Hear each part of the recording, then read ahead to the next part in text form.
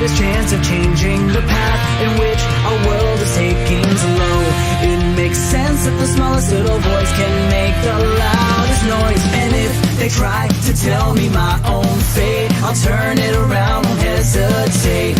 What's the point of tomorrow if it's a future missing you? Bring it on, cause I'm just gonna grow up in the battle, A. Gonna let the darkness keep on burning my fire. Ain't nobody gonna stop me. I gotta stop this nightmare, because I'm dreaming of my future. Past, future, present is the world that we live in. I ain't scared of my past, because tomorrow keeps approaching fast and screaming up from my pride. Now I need you to wipe away your tears. The time has come to face our fears. To know I'm never falling down, I'll keep on sailing. Now this is my destiny. defy the world to make you smile. If it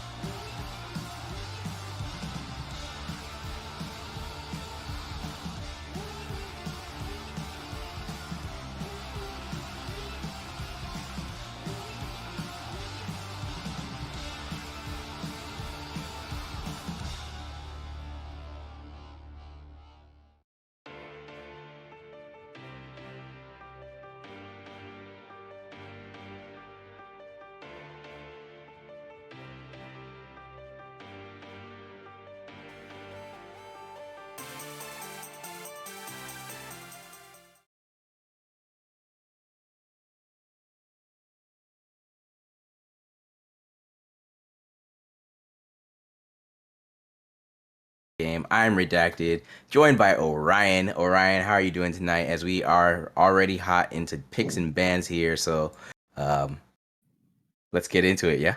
Yeah. I mean, I'm doing pretty good. I'm excited for this series. I definitely think that both these teams are pretty solid teams. I think CB Rush obviously is in APL Grand Finals over in Aegis, so they're definitely looking to kind of continue that their winning ways. Against Hardhat Zone. But Hardhat Zone definitely is a very formidable opponent as well. So definitely going to be a pretty spicy series overall. Both these teams definitely have like their pretty own unique picks, especially Hardhead Zone. And obviously, you can tell like kind of due to the bans, like Hardhead Zone is banned, like basically the two main components of both CP Rush with both Rutledge and Glacial, and the MF Twitch and Silas. And CP Rush has kind of just banned away the most comfort picks for Hardhat Zone being the Irelia, Jarvan, and the Trundle. But typically, when you ban away champions like this, you leave a very turbo broken champion in the Seraphine for B1 option. Absolutely. Seraphine, a menace, a tear on the rift currently.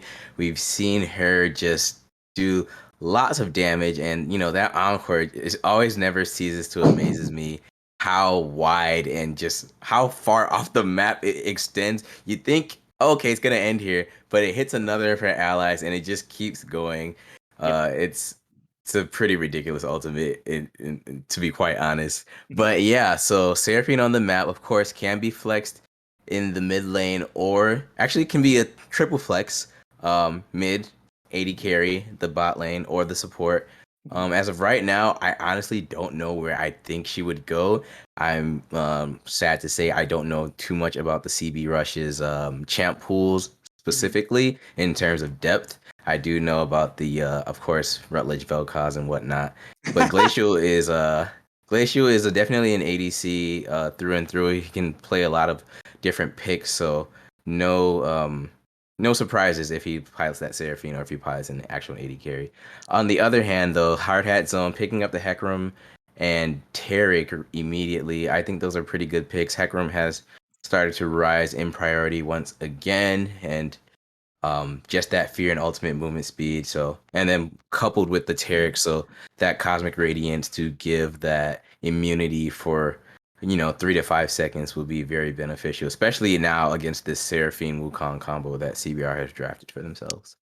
Yeah, I mean, I think that Hecarim is probably the best jungler on the patch, and I actually think the Taric pick is pretty interesting because CB Rush played Seraphine Taric in the bottom lane. Glacial was Hmm. playing the Seraphine, and I have been seeing Glacial play Seraphine a lot in just like the in houses and like solo queues. Like I would imagine that's where it's going into Hmm. the bottom lane here for Glacial. I don't think I've seen Rutledge play it just yet.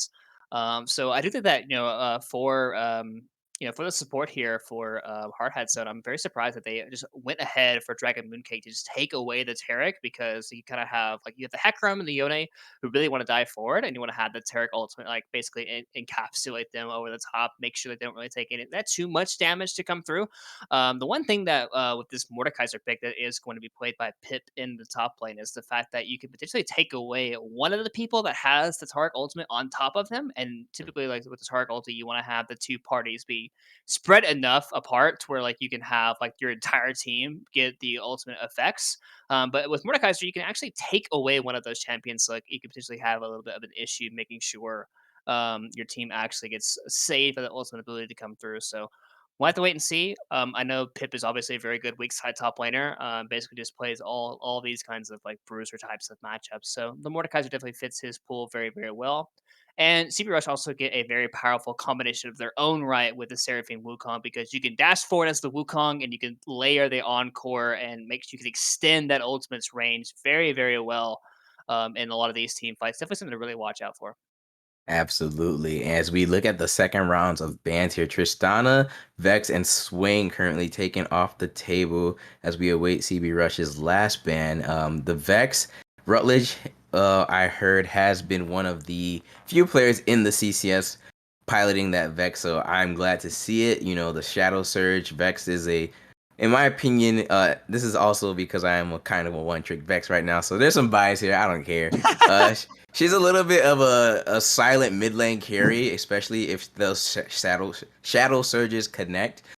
Just the damage that she can keep outputting, plus the fear combo. People really underestimate that fear bar and how much of an annoyance it can be, because those 2 to 3 seconds that you're feared off, that you have essentially no control over your champion, allows others to punish you so well. So them taking that away is pretty good. Of course, once again, Swain, annoying, just literally half an item, a lost chapter alone, and this guy just, it's so hard to kill him. So just get him out of here.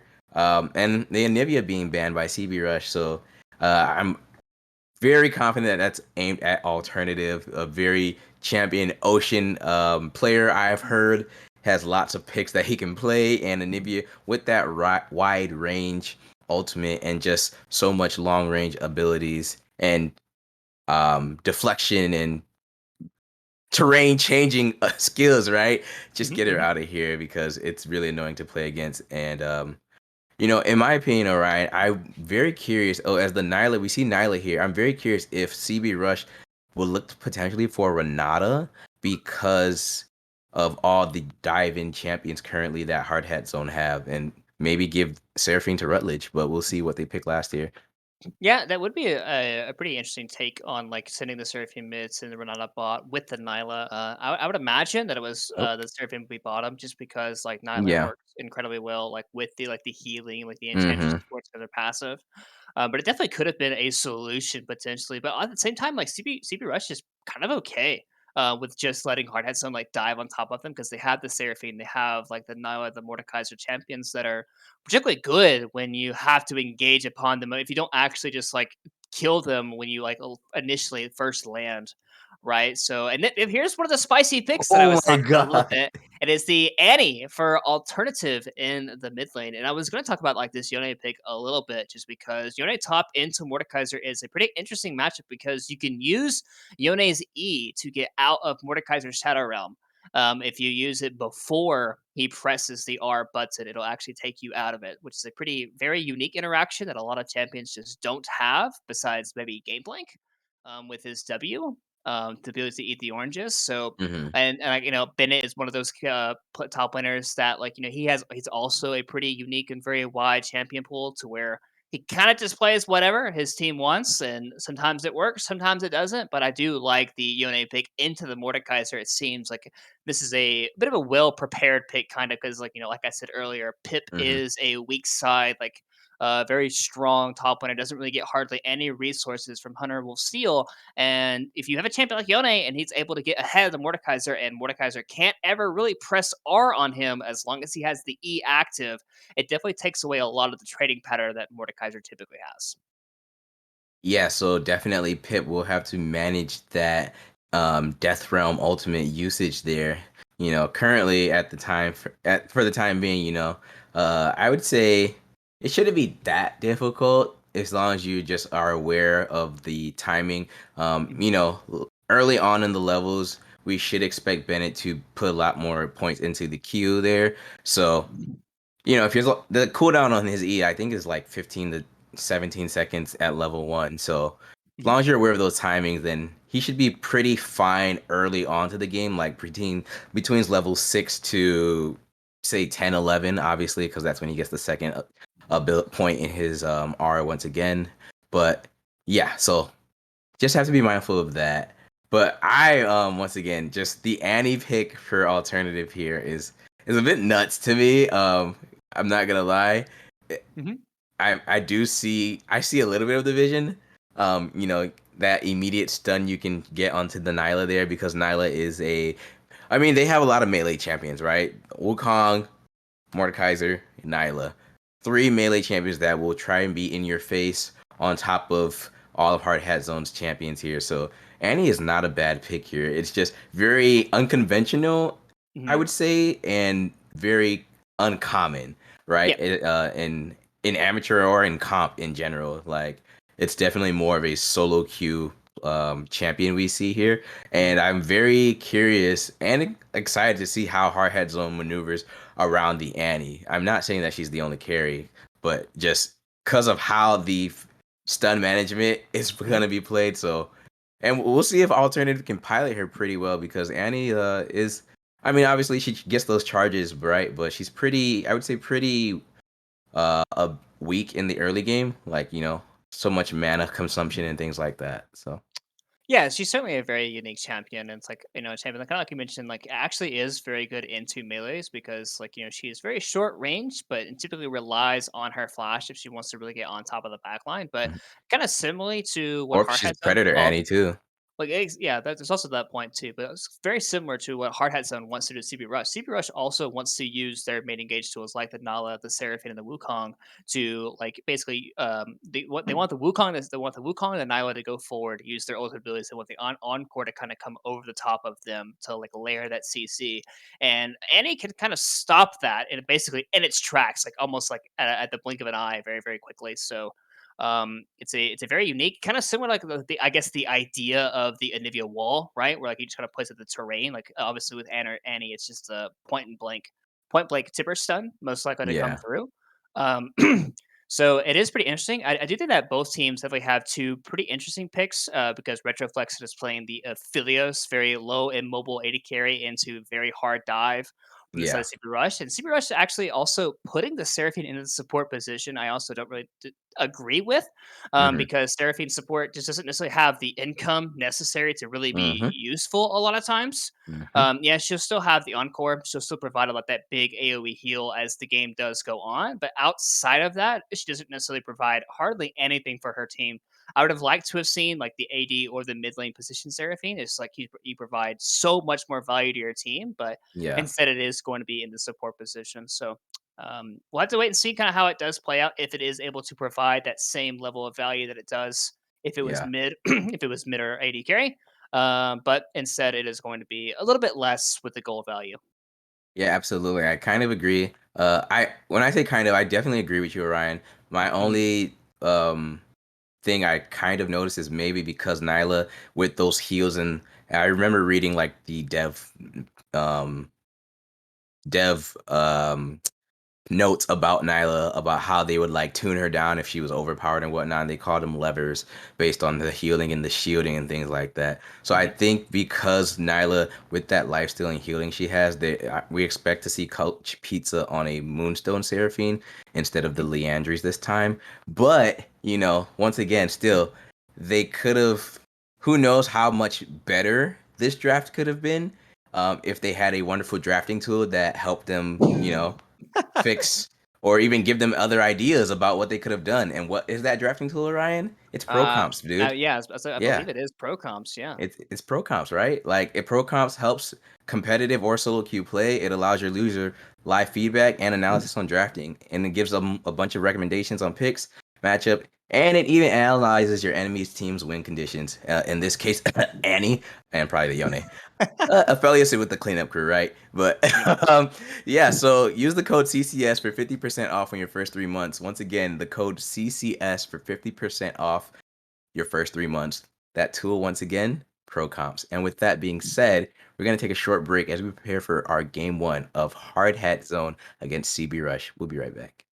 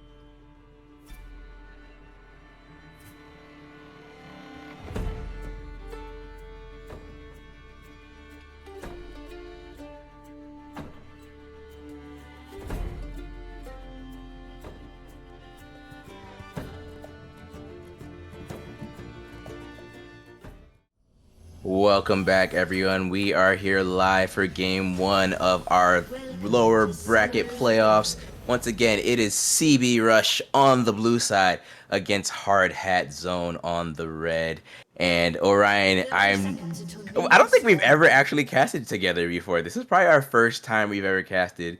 So I don't know if you've caught any of my streams, but I always ask my color casters, anything funny with the summoner spells or um, runes. So, what do you Yes. see?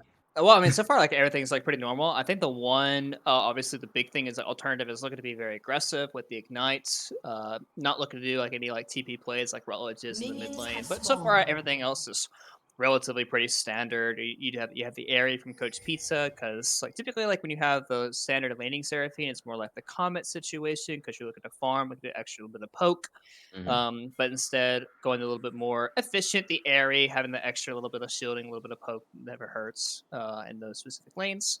And it does look like, both Stonegars are going to be mirroring each other here a little bit. So they're going to be looking to do bot side camps into most likely their top. At least that's what the Hackrum is most likely looking to be doing.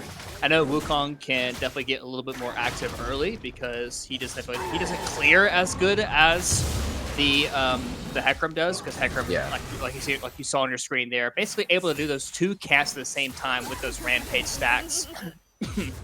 Oh, sorry. But, right there. Yeah, I don't know what I choked on like my air for a second. Yeah, actually, Dragon Mooncake going in.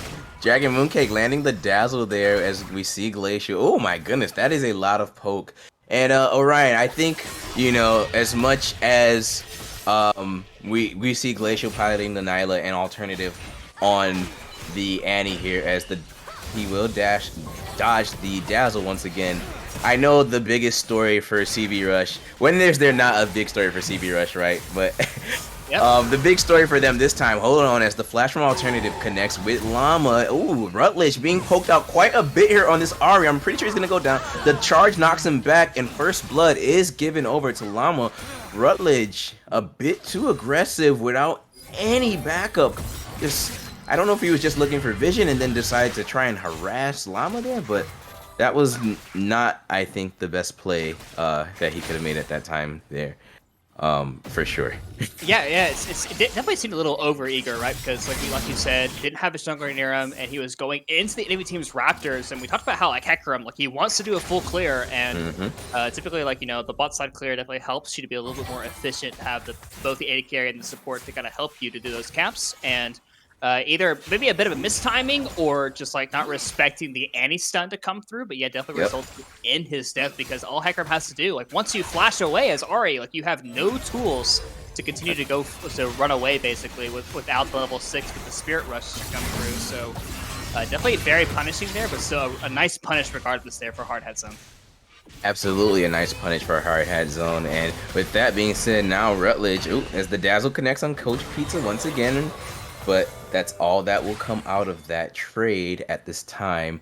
And yeah, kind of the biggest story right now for CB Rush. Obviously, they are not playing with Love Me, their other support. So Coach Pizza, he has played a few games with CB Rush. I don't know for sure if he's played with them in the CCS. I would have to check the stat sheet. Or for Ryan, if you have it up, maybe you can let me know. But of course, this is a different support than the one that Glacial has been paired with for, I would say I think he played with them for almost 3-4 weeks at the time. Yeah, I think Luck Me has played a lot of the CCS games, but I know for a fact that Coach Pizza has played a lot of their Aegis games. So it's definitely not like Glacial is just playing with a completely different support that he's just never had before, right? So he should be fine in the spot lane. Shouldn't be that big of a deal. Overall. Gotcha. But I do think that in terms of like just kind of like the spotlight matchup, but this Zyla and the Seraphine, they are going to get basically pushed in on repeat because now it's necessarily have nowhere near the presence that Aphelios could have in this lane, especially with the early Calabrum to come through as like the natural starting weapon. But Hunter Will Steel is down here. He's seeing a ward though. Is dashing forward on Retroflexion here. Retroflexion, we have to flash and cleanse away. Dragon Mooncake is left for the taking. Hunter Wolf Steel flash from Dragon Mooncake, and the Hard Hat Zone bot lane escapes. But their summoners currently down. Yeah, a bit over eager there by Hardhat Sun because, like you see on the map, Hackherm is on the Raptor, so definitely pushing up without necessarily knowing exactly where the Wukong could be. And if you are a bit of a jungler aficionado, you would know that junglers, when they do a full clear or they do a lot of their camps around the 4 to 5 minute marker, those camps are going to respawn, and you're going to go back to those camps to basically redo them. So definitely a very big mistake by Hardhead Zone not recognizing that those camps would be respawning and that this would be a timer to be ganked, especially with their jungler being on the top half of the map. So a big mistake by Retroflexion and Dragon Mooncake because they were winning this lane pretty handily, and just by that one mistake, they no longer have that much control of the bot lane. Exactly, for sure. But I mean, at this time being like, yeah, their summoners are down. They'll have to play a bit more careful. But honestly, I still expect to see Retroflexion and Dragon Mooncake try and poke out and harass Glacial and Couch Piece for as much time as they can until those level 6 ultimates come into play here. Which for Glacial and Couch Piece should be pretty soon. They are on level 5 here. So, and of course, Retroflexion and Mooncake currently on 4. They should grasp 5 here right when they approach the lane, but we might have ourselves a little shenanigans in the river. Llama will be able to claim the scuttle. Looks to clear out the vision here. Will they clear out this other control ward? He's gonna give it over to Dragon Mooncake, and he should be fine as currently Hardheads don't have the numbers advantage on the bot side of the river, so that should be okay for him. Meanwhile, on the top lane, Bennett and Pip. This matchup so far has been pretty even. Pip only about 6 CS above Bennett here, so not too much of a substantial difference. Even honestly, the first blood that Llama and Alternative got held that thought. Okay, nope, just more poke. I thought we would see more. Llama is charging though. The devastating charge, the spear connects, but Couch Piece was already near his turret, and they will be a-okay. Llama a bit too aggressive there, or a bit too early, but that ward is what really saved Glacial and Couch Pizza from any further hard hat zone aggression. Yeah, definitely very ambitious there, to say the least, for Llama, especially like using his Ghost and the Onslaught of Shadows there on 2 targets that have exhaust, and they have like the Seraphine W to actually get away there, and that's probably going to end up costing this dragon, right? Because like your bot lane is looking to get a reset in, and Hunter of Steel is on the Krug. So if CB Rush really wanted to, they could get back on the map very quickly and just do the dragon, because they have level 6 in their bot lane. They already have their jungler down here, and with the enemy Hackrum's Ghost and the ultimate on the CD, it'll be a very good timing for them. Absolutely a good timing for them, for sure. I wonder at this time, like, what our comms are like. Drake is still up. No one has looked at the Ocean Drake just yet. Shelly's up as well. We do see Llama on the top side of the map here, but Pip is recalling his TP. Nope, his TP is not up, so he will make the long walk back into lane here. So, okay, and there we go. I was like, someone's gonna have to make a play for some of these neutrals eventually, and CB Rush will be the first. They're going to take this Ocean Drake here. A careful ping coming out. I'm not sure from which side, but I would assume Hardhat know that they're working on this since the bot lane is now currently missing, and they had vision right there in that bush, so they're aware that this Ocean Drake is now taken, and that the other neutral now on the map is Shelly, of course, which we now see Llama working on. Pip walks right past the... Pip just walked right past it, didn't even ping or nothing, so... of course, Llama has Shelly like deep in the cut, so he probably has no vision on it. But you would think he would at least like check or something, or maybe he saw it and said something in common. And it's like, okay, that's fine. Yeah. We're trading.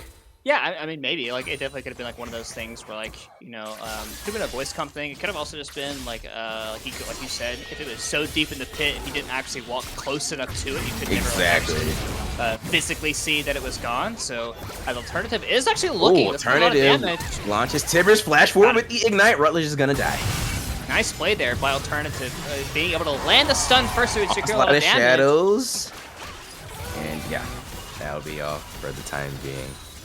But yeah, well, going back to the kill and the solo kill there in the mid lane for Alternative, doing a nice job actually landing the stun first, then proceeding to do the rest of the damage. But actually, Hunter will steal has the ulti. Hunter will steal with the Cyclone. That is a lot of damage. I did not think he was going to be able to burst out the Annie, but he is. Another kill given over to CB Rush. They are finally on the board in the pockets of their jungler at this time. So that should balance out the gold a little bit here, but it's now a 1k gold lead in favor of Hard Hat Zone. Rutledge 0-2. Yeah, that was actually really well played there by Honorable Steel, because that's the early skirmish power of the Wukong, right? Because when you use the Cyclone, it lowers the Q cooldown for every target that you hit by 0.5 seconds. So you can definitely get multiple Qs off in a fight like that basically every single time. And that's why we saw for a very long time before the nerfs, obviously, to the champion, that Wukong was such a very powerful duelist, because not only does he get those Q stacks, he also gets the passive stacks against armor champions and the extra health regen to come through. It made him be a very, very powerful duelist. So you can definitely see the power right there in that mid lane. Yeah, Alternative had no flash, had no ulti, right? But still, like, you can just see the amount of raw damage you can use there. But Llama actually forcing the flash from Rutledge. Flash from Rutledge. Llama, devastating charge. Glacial is here, looking for the perfect time to use that Apotheos. This will not. Just uses the dash on Llama. Why does Nyla have a dash, but they took away Samira's? Anyway, Glacial gets out. Well, Samira's a little bit different. Samira would actually like just go in, one-shot your entire team, and then just get out for free, right? Nyla can't do that. So like she even with like a 5-man ulti, it's just not nearly enough damage to really start killing people. She is more of a utility-based champion. So I kind of agree with Nyla having it, but if Samira still had it, yeah, that champion would be like a little bit more gross than it actually is. But it doesn't look like Llama is trying to make a return game back to mid. He knows no flash, but already does have Spirit Rush here, though. Spirit Rush is active as well, as we see Pip and Bennett once again just battling it out in the top lane. Llama will not, or may not have done the gang, as Rutledge probably spotted him. Spirit Rush activated by Rutledge here, who will have to retreat away from Tibber. Alternative definitely has the advantage currently in the mid lane here. Pip has used the Death Realm on Bennett, but look for this kill. Bennett flashes away, Plate Sealed as well, Onslaught of Shadows. Oh no! It's not proc because Pip was still in the Death Realm. The Fate Soul Unbound by Bennett here to delay a bit longer, and now Pip will have to retreat because Llama is just doing so much damage. Pip is proccing up that shield here, and Pip actually carries and wins the 1v2, defeats Llama there in the top lane. Bennett on the retreat will have to recall. Alternative hiding under his turret. Hunter Wolf Steel looking for it. Cyclone.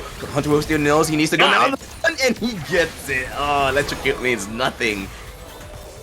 Oh, actually, Retroflexion too. And there's more as the Encore comes out. Retroflexion will have to flash away. Glacial dashes with the Slipstream as the Moonlight Vigil goes wide.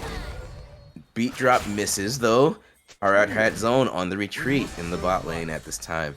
Yeah, lots of fighting happening both sides of the map here, really. We see the initial top fight as Stun does land on Dragon Approach Pizza. He should be okay down here with the Moonlight Vigil being on CD, but we saw the initial fight in the top lane. Bennett did not have access to the E, so was not able to get out of the Death Realm. The important part is using the E before you get dragged into the Death Realm. If that doesn't happen, Mordekaiser can very easily beat the champion in that Death Realm. But what ended up happening there was the reason why it went so badly was Llama actually missed the ultimate. He mistimed it, unfortunately for him. Not quite able to land that one there. As Llama's trying to protect the Herald, but he might actually end up taking his life. Instead, does end up walking away there with the charge and still able to survive that exchange. But the dragon is up on the map once again, and he is half HP. So if he does get jumped on by this Wukong with the Encore over the top, it definitely could be very, very deadly. Those abilities are on cooldown for about 30 to 45 seconds, so this could be a decent window for them, but Bennett is starting to get smacked in this lane. Absolutely. Pip is just... Oh, hold on, thoughts. We're having more violence, of course, on the Rift here. Llama with the Onslaught of Shadows. Devastating charge, beat drop, poke from Coach Pizza, but there it is, like you said, Orion. The support Seraphine tickles. Oh, Bennett? Bennett, solo unbound here. Pip is just standing right next to that, so waiting for it to time out. There it is. Bennett's able to get the Mortal Steel, will flash forward, but he was already dragged into the Death Realm, but he's just gonna hide underneath his turret. Hard Hat Zone have gotten the Cloud Drake. Hunter Wolf Steel will find the Cyclone as the Cosmic Radiance comes out. There's plenty of immunity for them at this time. Cyclone proc number 2. The Llama will go down, and keep your eyes on Couch Pizza and Glacier there. The Encore goes wide as Alternative was able to take down Rutledge once again. Dragon Mooncake will flash away, currently hiding underneath his turret. Hunter Wolfsteal may have bitten off more than he can chew. No, the clone saves him. Alternative is burning from the red buff. The flash off. Glacial there will be able to take down alternative. Dragon Mooncake goes down as well. CB Rush have done it. They have found 3 for 1. Wow, actually a very impressive fight there on the side of, CB Rush, because we talked about how, like, the overall, like, the grouping up, kind of like a death ball type of composition they have. And the big thing for Hardhat Zone was they walked into a very, very tight choke point. Nyla was able to land a 3-man ultimate on the backline, and Alternative was only able to get the one person off the side of the fight with the tipper. So the usual AoE damage that Anakin particularly provided was just basically just not even there as the fight continued to progress. So CB Rush did a very good job of recognizing they were out of position. They're able to use their big AoE ultimates in a very tight corridor to success. Absolutely, and that fight honestly was such on a knife's edge, right? With how CB Rush piloted that team fight and danced around the tower aggro. We thought Hunter Wolfsteel was gonna die, but the clone plus the heal from Couch Pizza topped him off a bit. And then Glacial was taking tower aggro, expending his flash as well to ensure that kill, and he got it. But now it's gonna be even worse because that Immortal Shield Bow is online here for Glacial, as we did see the stun getting ready to be charged up there. But Dragon Mooncake will retreat for the time being. But yeah, Orion, this is a really good game 1 so far. Like, tit for tat. And the kill score is now in CB Rush's favor as the beat drop connects as well. Dragon Mooncake will be stunned up. Apotheosis. Dragon Mooncake should go down here. Retroflexion next on the menu. Has the Calibrum, though, will be able to slay Geishu. The Encore connects. Couch Pizza takes him down 2 for 1 in favor of CB Rush. Yeah, I like the attempt there from Glacial initially, right? Because he gets on top of the Taric there, on top of Dragon Mooncake, able to basically kill him out with the Apotheosis, like you mentioned. But still, he was on top of the Chakrams there from the Aphelios. Yeah. And with the bounce backs that he's able to get with his hack speed steroid that the Chakrams initially provide, able just to do so much damage, even though he's basically down like an item and a half. But here comes Llama. Llama with the beat drop will be able to dodge just temporarily on Slaughter Shadows and the charge. Couch Pizza goes down. Llama gets the kill. Shirley, is currently trying to make her way to this tier 2 turret. I believe Alternative should stop it though. Inferno Drake will be spawning here in about 1 minute and 45 seconds. Yeah, nice uses there on the Onslaught of Shadows to basically negate any CC from the beat drop. And even though the exhaust did come through there, Hecarim had enough damage to just basically take out the low health Seraphine there. So a nice little pickup there for Llama, but still the game is definitely going into the hands of CB Rush here, because if you look at CB Rush's compositions, like you said, it's a very death ball-y. Like, you have the units go forward, the Seraphine ultimate to come over the top, and yes, you do have the Taric ulti to kind of negate at least a little bit of that to come through. I'm kind of a little bit afraid of the overall, like, the how far behind Aphelios is in the current state of the game. Nyla is 3-1-3. It definitely has a very solid CS lead, and the Aphelios is not really going to have anyone to protect him besides the Taric ultimate to come down. So if that Taric ultimate does not land early enough in these fights, Retroflexion is just going to end up getting popped in a lot of these team fights by a very powerful Wukong, and also the Nyla as well. The Nyla will start doing a lot of very good damage. Absolutely, and there it is as well, Orion. Couch Pizza with the Moonstone Renewer there. So expect plenty of more heals coming out from the side of CB Rush here. Hunter Wolf still gets the clone. The Dazzle does connect, but the beat drop as well. Dragon Mooncake stunned up. Cosmic Radiance now activated, and that will dissuade CB Rush from proceeding any further. Yeah, that's a big cooldown that just got used. 20 seconds before the drag started, and we just had a conversation about the fact that they don't have any real peel into the fact that, well, for what CB Rush is really looking to do with their composition. Like, Hunter Wolf Steel, they did not use any of their ultimate abilities just to get a Taric ultimate out for free there. So I gotta say, a bit of a panic ultimate there from Dragon Mooncake, expecting a little bit more to come out. But that's honestly, like, that's kind of the curse of the Taric ultimate, right? Because it's a 2.5 second channel. If you wait too long, the ultimate is useless. If you cast it too early, it is also useless, and that allows your team to basically, like, you can't contest this dragon anymore with that big of an ultimate on a cooldown. Absolutely, Orion. You've said it so perfectly that, yeah, you know, once that ultimate was used, it was just like, okay, Hard Hat Zone, no, we cannot contest this Drake because we won't be able to protect Retroflexion, Alternative, anyone else. So at this time, and there's as the Encore does not connect as Hunter Wolfsteal, I don't know if he meant to dodge out the way and try and take down Dragon Kick, because I thought it was going to hit Retroflexion and Alternative there, but because Hunter Wolfsteal went for Taric, it didn't go connect, it didn't follow through, but they were able to take down the support for Hard Hat Zone. So at least 1 for 0 for CB Rush there, but yeah, I don't know if that was the play, if they decided to shift for Taric, because I think they could have gotten more.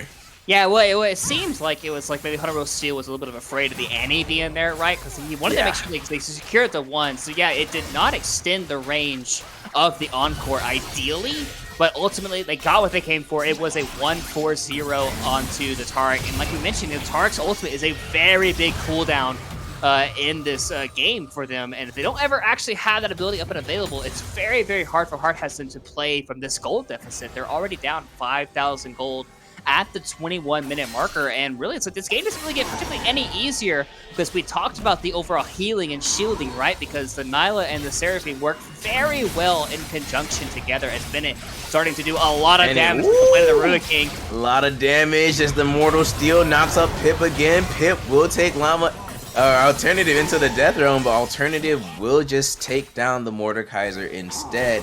Hard Hat Zone get the kill, punish Pip. This is a 22-minute Baron potentially. They are looking at this Baron here. Retroflexion is not here, but Glacial is. Apotheosis flash forward.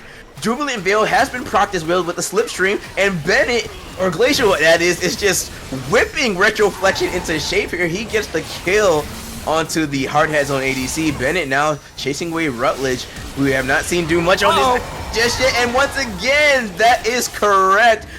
Alternative flashing forward will punish Rutledge, who is now 0-4-2 in this Annie. CB Rush, what are you gonna do? Bennett chunking out Hunter Wolfsteal here quite a bit, but Seraphine Couch Pizza is here to heal him up. The Encore connects, it doesn't do much damage. They're not going to look to punish Hard Hat Zone at this time. Hunter Wolfsteal needs to be careful. He is on the wrong side of the jungle here. Hard Hat Zone get out with Baron on 4.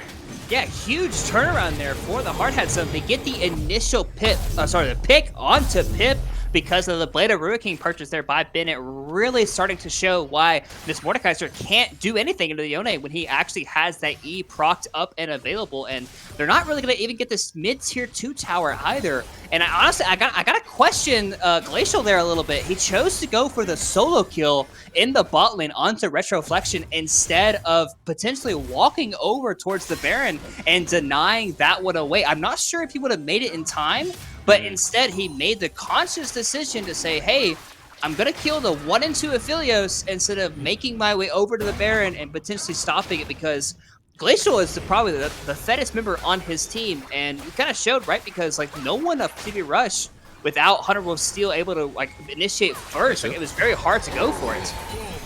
Yeah, very hard indeed. And speaking of probably the most fed member on his team, if we could just take a look at the gold right now, all right? See where the gold is at. Oh my god. Look at Glacial's gold compared to Retroflexion's at this time. Almost 10k on the Nyla here, as well as Hunter Wolfsteal with about almost 9k on that Wukong. So those two champions right now are the mid-game carries, right? That's Bennett with the Death Grasp, but Bennett will slay Pip underneath his own turret. This Yone is starting to become an issue. We did see Hunter Wolfsteal use the Cyclone, but Glacial with the Apotheosis here will find Llama. Llama using the Onslaught of Shadows as the root connects from Rutledge. Cosmic Radiance. It lands. It does land. So now Glacial and Rutledge on the retreat. They're gonna try and alt Retroflexion. They will be able to take him down. Glacial with the shield as well is still alive. Glacial gets healing. Glacial gets triple. Will Glacial get the quadrant? No, Bennett is here. Hunter Wolfsteal now on the retreat as this Yone is looking for some cleanup. Will he be able to find this Wukong? Wait, what was Rutledge doing? Trying to clear this cannon, but he is in a bit of trouble, potentially, but he does. No, actually, Spirit Rush is on quota. He does have Flash, but Alternative not quite able to get in range. This is one of the shortcomings of the Anivia, not the Anivia, the Annie. right? Because you Yeah. literally have no range. So, Hmm. and I guess like a lot of these different champions, it can be kind of hard to get on top of them. But yeah, this game is actually becoming a lot more back and forth, especially the fact that Bennett is starting to have a lot of impact on this game. Pip is starting to lose out on this matchup drastically because of all the life steal and the overall attack speed that the Yone now has, and we're It also starting to has no see. armor yet either. Yeah, we're starting to see exactly like the fact that Pip cannot press R on this champion whenever he initially uses the E first because Hmm. he is just going to put it right back on cooldown the second he snaps back to his E. The dragon is being started up here. All 10 members are in the area. We finally get to see a full group of a fight, but it does actually look like Hardhead Zone is just going to give it What? away. Again? Why? Why would they give this Inferno Drake away? I mean, sure, the gold lead is only about 3K, but I think they could have contested that. What are your thoughts there, Orion? Why do you Uh, think they chose not to? I don't know. I kind of agree. Just because like there is still a very big difference in the gap between the 80 carries, right? Look at the current items. Like Nyla is Mm, very close to 3 items. Aphelios hasn't even hit 2 yet. So bro, definitely in terms of a looking for that full-on bloodthirster too.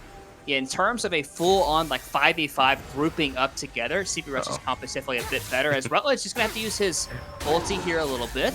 Rutledge, you saw Llama proc the spell shield there first, or I'm sorry, the Banshee's Veil, and then use that onslaught of shouts to get the fear, but the Spirit Rush was able to get Rutledge within safety as Pip and Bennett once again in Mortal Kombat here. Hunter Wolf Steel, Fate Sealed. Oh, Bennett will be able to slay Pip, but Hunter Wolfsteel now working on Bennett here. Bennett on the retreat. Oh, What's he Glacier's gonna coming, do though. here? Glacial is here as well. There's Even if Bennett looks to execute underneath the turret, it should just... Okay, Rutledge is here. Rutledge will get the shutdown, and that is actually probably not the best thing, because now giving this go to an Ari, who currently went Everfrost Banshee's Veil, will now just give her a bit more ability to have some damaging items in her wallet here, as the Encore and Apotheosis didn't do much. Moonlight Vigil goes wide as well. Cosmic Radiance now activated to the absolute use of nothing. Hard Hat Zone fortunately now on the wrong side of the rift here, as CB Rush have taken priority in the mid lane.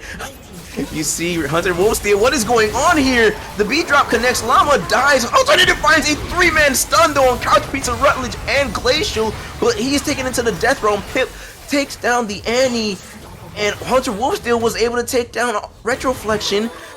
CB Rush now find themselves between an inhibitor turret and the Nexus here. Will they just try to end the game? There's no way the game ends, right? Like, there's no way you can end the game know. off of that poor display of abilities being tossed out. There's no way the game's actually over, right? I mean, Bennett, do you think Bennett, they gotta clear the minions though. Bennett can do quite a bit of damage here. His ultimate is up, the Soul Unbound. Oh, he used it way too late. He should have went earlier. No, I think this is gonna be game one here, Orion. Dragon Mooncake is dead, and CB Rush take game one. Wow. Honestly, like, for how well the fights were being played out in the mid game there by Hard Hat Zone, specifically Bennett and the top lane, for that exchange of abilities to be tossed out from both teams, where like both teams like with maybe 4 missed ultis in a row by both teams, was quite surprising, I gotta say. No, But yeah, for honestly, like real. Glacial, honestly, pulling out the Nile with a pretty good success there. Definitely doing a very good job of landing like multiple AOE Qs and honestly like multiple AOE ultimates as well. A champion that a lot of people are still on the fence about whether or not it's still a really good champion. I do think that if you pair the Nyla with a champion like Yumi, like Sarah, if you're a champion that can really keep that champion alive, like basically use the passive for you, it's definitely can be a very, very, very powerful but overall like exchange of abilities to come through. And Glacial definitely pulled that one out to success here. And for Hard Hat Zone, I gotta say I was a little unimpressed by Llama's Hecarim. Definitely oftentimes like using the Hecarim on champions that were definitely very obviously going to live, and definitely making the champion feel like it's not the best jungler on the patch. So definitely can be concerning going into the rest of the series. Absolutely, absolutely, Orion.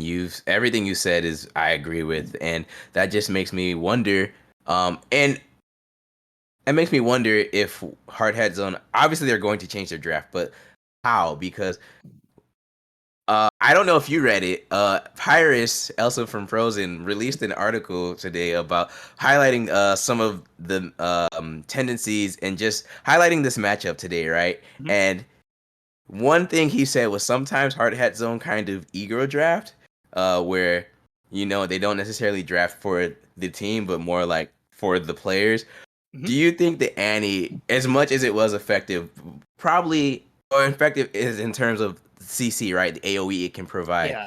It wasn't effective for the team composition. So maybe we'll see alternative on something a bit more useful in terms of team comp, not in terms of champ takedown. Yeah, I mean, it's one of those things, right? Where like Annie is a very unique and kind of like a niche champion, right? Where like it Hmm. definitely can work, and we saw, like you said, last games where like multiple man AOE stuns into like a lot of damage. But I also felt like Hard Hat Sung just didn't necessarily play all that well in that game. They made a lot of mistakes, and if they Yeah. played more cohesively, like if they had the Hecarim Onslaught of Shadows on top of the Tippers being very cohesive, you definitely could have saw a lot of damage to come through.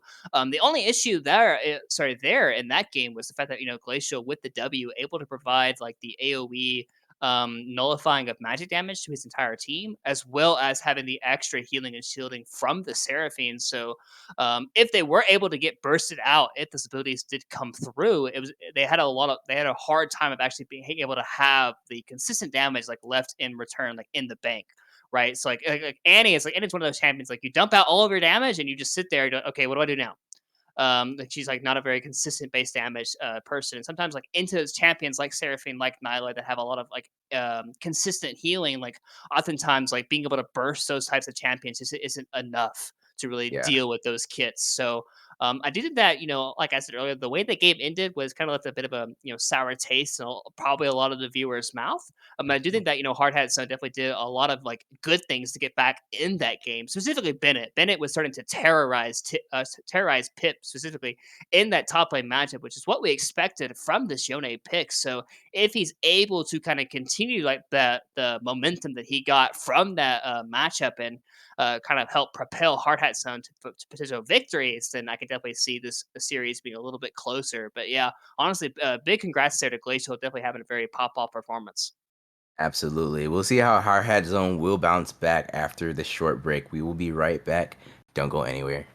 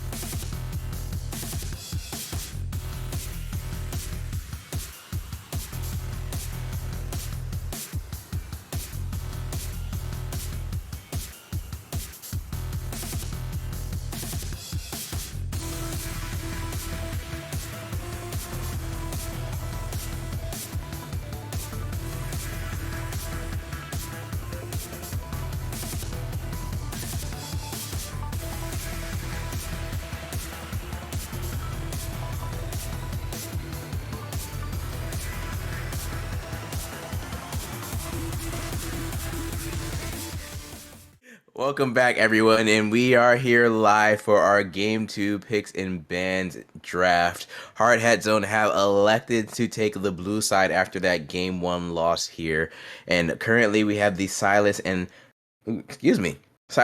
Irelia J4 ban. As we wait these third bans here, Orion, what do you think Hard Hat Zone are looking for here this time, selecting the blue side as I eat this chocolate chip cookie? Yeah, well, it's pretty interesting, right? Because Hecarim was a pick they opted into R1, and CP Rush didn't necessarily mind banning it or picking it up on the B1 because the Seraphine was left open. And CP Rush is probably saying, okay, if we ban Seraphine, they're likely to pick Misfortune here because Glacial is kind of known for playing Misfortune. So I'd be very surprised if Hardhead Zone ended up kind of banning what they did and not picking Misfortune, which obviously is the B1 response. So I'm curious, what is going to be, CBRS's R1, R2, right? Because they used the Seraphine last game to as a bit of a flexible option, which it kind of inherently takes away the Nyla too a little bit, unless you wanted to do like a Nyla Yumi type of potential composition, right? But I do think that Misfortune's actually pretty good into Nyla because you can kind of keep Nyla at like a distance, unless like not if Nyla's able to get on top of you, it's pretty rough for you. So I am kind of curious, like what the bot lane matchup is going to be because Misfortune is kind of known as the queen of the bot lane currently. As it does look like the draft site is either being really really slow Yeah, or it seems like there's some issues currently with the draft. Let me see. yeah, I was gonna does look. ask him. Hmm. It seems like the website has actually unfortunately broke, so that's fun. Um, but Oh, the website itself broke. yeah, it seems like the actual website itself is just like no longer working. Um, it does look like we might have to actually use a potentially different website, which kind of We're sucks. going to pro drafts. I will let our wonderful production choose how he wishes to display that. If you just want to display the actual screen and take us off cam, that's fine for now. So that way, yeah. All right. um so yeah, so while the bands and the current picks are going to stay the same for our viewers at home, just so you're aware. So the Silas Twitch Heck Room for Hard Hat Zone, and the excuse me, the Irelia J4 and Seraphine for CB Rush. Misfortune was picked first for Hard Hat Zone, with the Renata, I believe, being picked first for CB Rush, and then um, that is when the website broke. So we will continue on from there. They're just once again going through these picks and bans here. So pretty Yeah, cool so that both teams aren't making a big deal out of it and rolling with it. yeah, I mean, there's not really much you can do about it, right? Website breaks, it breaks. Like it's not Hmm. like a big issue here. But Misfortune being picked up here by Hard Headstone, like we talked about, like she is currently probably the best AD carry on the patch, due to her like changes to be more crit based and works better with her Q bounces and stuff. So definitely a very powerful champion there. One thing to note for the CCS, which is kind of makes me a little bit sad, is the fact that Udyr is disabled for playoffs. Even though Udyr is a very powerful jungler on the patch, My wife's unfortunately, disabled. yeah, unfortunately don't get to see him. But Renata Glask and the Wukong here to come through for CB Rush. And we saw last game Wukong definitely was used very very well by Hunter Wolf Steel. And oh wait, that Whoa, what? that's in Okay. a move. So okay, so I wonder if I would Llama imagine, jungle? yeah, I would Llama imagine the Mumu? Amumu is playing in the jungle position here for Llama, and I gotta say, Could I'm be very. alternative Sona mid. I mean, I don't want to necessarily rule it out, but I would be very surprised to say the least if the Sono is going into the mid lane, even for alternative, right? Um, and oh, there it is, the Nyla once again. Instead, no real like healing champion to pair her up with, but instead it Hmm. is just going to be the enabling champion where Nada is able to press the W onto her, allow her to go very, very aggressive and not really have too many repercussions, even though she is going to be very short range into the Misfortune and the Amumu. And the Amumu is a very powerful support on the patch. Definitely does is doing just like has a lot of presence and the ability to probably the best engage support on the patch. I'd have to say. And honestly, like I'd be very surprised to like for Llama to play this in the jungle because it is a very powerful misfortune pairing. But instead, like with the Sona being locked in, I would imagine it is going to be in the jungle position for Llama, and it's very surprising. No, very surprising indeed. Because, well, what's even more surprising to me is CBR still picking the Nyla after seeing the amount of CC coming out from Hard Hat Zone, the Sona, the Amumu, the Misfortune. I mean, yeah, sure, she has her Jubilant Veil, but that can only last so long, and you can only dodge so many abilities before you're going to be locked into place. Hence, which is probably why they also are one Renata, right? So even if the Nyla gets stunned up, hopefully that hostile takeover has been launched in time, so that way it will of course, cause some chaos and disarray for the hard hat zone on engage onto the Nyla. As CB Rush will pick up the Ornn, and we didn't even talk about these last bans here with the Mordekaiser, Ari, Yone, and Lilia being banned. So, what are your thoughts on all those bans and picks so far? Yeah, I would imagine the Yone and the Mordekaiser bans are kind of in like a response to each other. Like CB Rush banned Yone because of last game, and and they realized that they didn't really have another counter pick into on the Mordekaiser, so they just banned away. And it does look like Zaya was the lock in here, but in the That's actual client, Aatrox. it is Aatrox on the B4 pick in the top lane, a very common answer. So we do not have Misfortune and Zaya on the same team. Don't worry, chat. Hard Hat Zone is not trolling. Um, but we do have I know one. chat would want them to. Yeah, we do. We are waiting one last pick here. Wait and see. Oriana is going to be the lock in here for Oriana, alternative. okay. Okay. So definitely a lot of team fighting here with the Misfortune, the Amumu, and the Oriana. Just ball them up and just try to layer all that CC to come through. Unfortunately, Nyla is not the easiest champion in the world to kill with AoE abilities because like you mentioned, the Veil does deal like a percentage less damage with those abilities to come through. Hmm. And this could be the Vilcaz No, here for it no is. way. It is going to be the R5 Vilcaz here for Rutledge R5 in Vel'Koz. the mid lane. Okay. That's this one's definitely pretty surprising, because obviously Hard Hat Zone is gonna wanna group up together, look for these kind of exchanges, right, with the Oriana Ball on top of the Amumu and the Misfortune, and honestly even the Sona, right, because you can ulti the ball into the Sona ultimate and like kind of like layer those abilities together to provide a lot of damage. But Mhm. Vilcaz has 2 screens away damage. So for Hard Hat Zone, they're gonna have to make sure they actually find a way to get on top of this champion, and really to not really get engaged upon first, because if the Ornn, Wukong, and Nyla are getting on top of your backline with the Vel'Koz laser over the top, Hardhead's don't Oh really my have a god. great way of actually surviving that amount of damage. Absolutely, absolutely. And one thing for sure that excuse me, Heart Zone will have to of course be aware of is that ball delivery, or I'm sorry, CB, what you have to be aware of is the ball delivery system. Oriana we haven't seen in many, many moons. I feel like 2.5 seasons now. Right? No, seriously. When was the last time we've seen Oriana, even in pro or just even comp personally? So it's been quite a while since we've seen Oriana played, but that is not to say that this champion is not strong.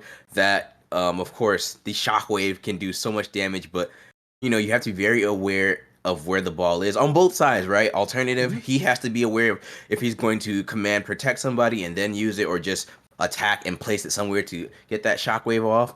Or, and then for CB Rush, they have to be aware of exactly when they choose to engage or how they can try and bait out this shockwave, because once that's all connected up, whether a Mumu goes in and then ults, or Mumu starts it off and then alternative throws in the ultimate. So Mhm. of course, I know you said CB Rush can obviously attack Hard Hat Zone from 2 screens away with the Ornn and Vel'Koz ultimate there, but Hard Hat Zone also have some tools to lock them down in place and then mush them all together in this smorgasbord of just champions to feast Yeah. upon for this Aatrox and Misfortune ultimate here.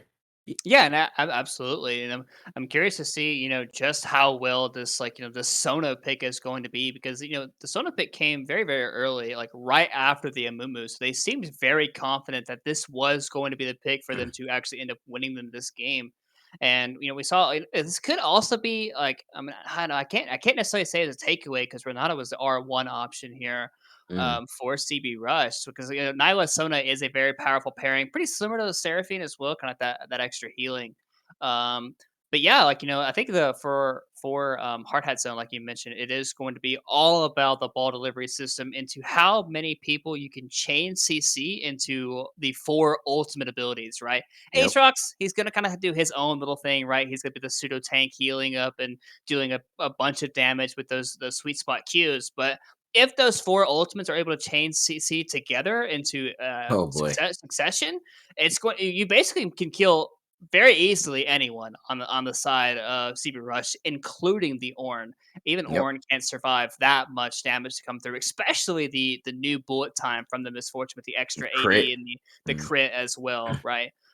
So and then obviously for CP Rush, you're probably like it's very easy. Like anytime there's an Oriana in the game, it's always about don't lose sight of the ball. And if you engage first, and if you move the Wukong and the Ornn and the Nyla very, very aggressively forward, and you have the Vel'Koz just chilling in the back line, just doing, like I said, 2 screens away damage, it's like the ball delivery system probably can just never happen as long as you're the ones engaging first. Absolutely, absolutely, Orion. You make some very great points. And before we go to a short break, I realized we didn't get to do this during game one or even in a pregame show, just given how quickly we spun up the production and everything.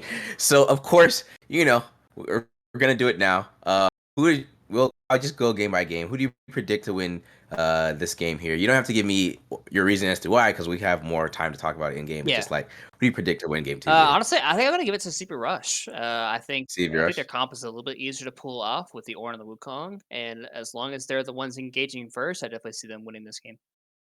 Okay. I I'm gonna give it to Hard Hat Zone just because I think they realized their mistakes in game one, and I have that feeling that this series is gonna take us to five. I Mhm. just have that feeling because it didn't look like as much as CB Rush run game one, Hard Hat Zone through game one either. Like it was Yeah, just some minor mistakes. Obviously, that last team fight where everyone was missing abilities is that's literally like I feel like that's just how it was such an anticlimactic end. Like that's all yeah, I can say about that. that's pretty fair. Yeah.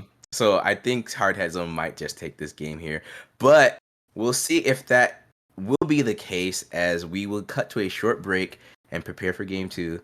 Hard Hat Zone against CB Rush. Don't go anywhere. We'll be right back.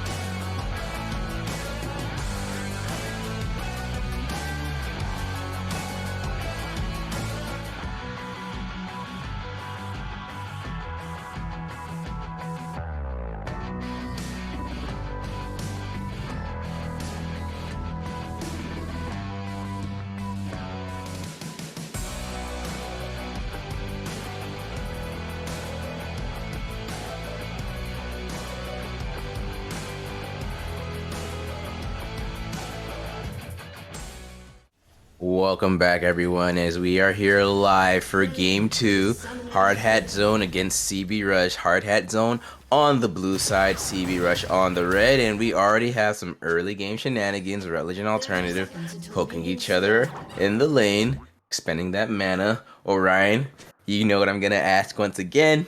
Go ahead and break it down for me. Yeah, I mean, once again, everything is like pretty standard across the board. I mean, obviously, Two once ghosts, by again, the way, though. once again, alternative running back the ghost. Ghost is actually becoming a lot more common with AD carries because it's like Mm-hmm. that scaling rune. It allows it to be a little bit more proactive, dealing just a little bit more that much damage. And honestly, Hard at Zone is just giving away mana flow ban for free to this Vel'Koz. Like that guy's already plus 50. Like he is chilling in this mid lane, so he is definitely feeling very, very nice with those couple of Qs landing there. But yeah, I mean, so far everything is pretty similar. I do actually like the spellbook here for Pip because it allows Pip to take Mm-hmm. the ignite around the level 6 marker and actually have enough kill pressure to kill the Aatrox early into this lane specifically. So it kind of helps him like have like a potential lane advantage to come through. Like, Ornn is one of those champions that yes, Aatrox does win out on this matchup, but Ornn can certainly fight back in his own right. So the spellbook, when he does have the option to get the ignite around like the level 6 mark, can actually end up killing him if he is not careful about some of those trades to come through. So I'm kind of curious to see how a lot of this game does play out, specifically with the Amumu jungle. It's been a while since honestly, I'm surprised you made the Orianna comment when you could have made the Amumu comment in the jungle, because I don't remember the last time this champion was played jungle like at all. Oh, Momo. Well, he was played jungle in the Thursday League a few times. Okay. Yeah, I don't remember. I swear I casted a game of Momo jungle a while ago, probably last round actually. But I don't remember which team. But yeah, in the Thursday side, he's been played jungle in one of these playoff series. But Yeah. besides that, no, same. Like, you have not really seen a Momo jungle. But that is not to say a Momo jungle is not good, right? In terms of like the tankiness, because he gets more gold as Glacial will have to retreat as the ghost has been popped by Retroflexion. Flash from Glacial. Couch Pizza could not do anything to assist his AD carry at the time being.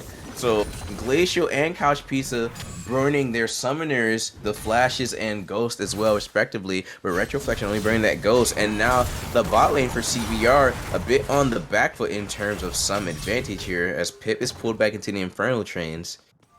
Yeah, so Yeah. some early game advantages in terms of spells here for Hard Hat Zone. Yeah, definitely a very big mistake there by Glacial and Coach Pizza to just step up that far to just lose your summer spells basically for free. Like you mentioned, like only the ghost was used there by Retroflexion, not even like the flashes of forward to be aggressive in that lane. And Pip is in a bit of danger. Does actually saw get that his too. forced flash. He didn't have to lose his flash there. He has vision.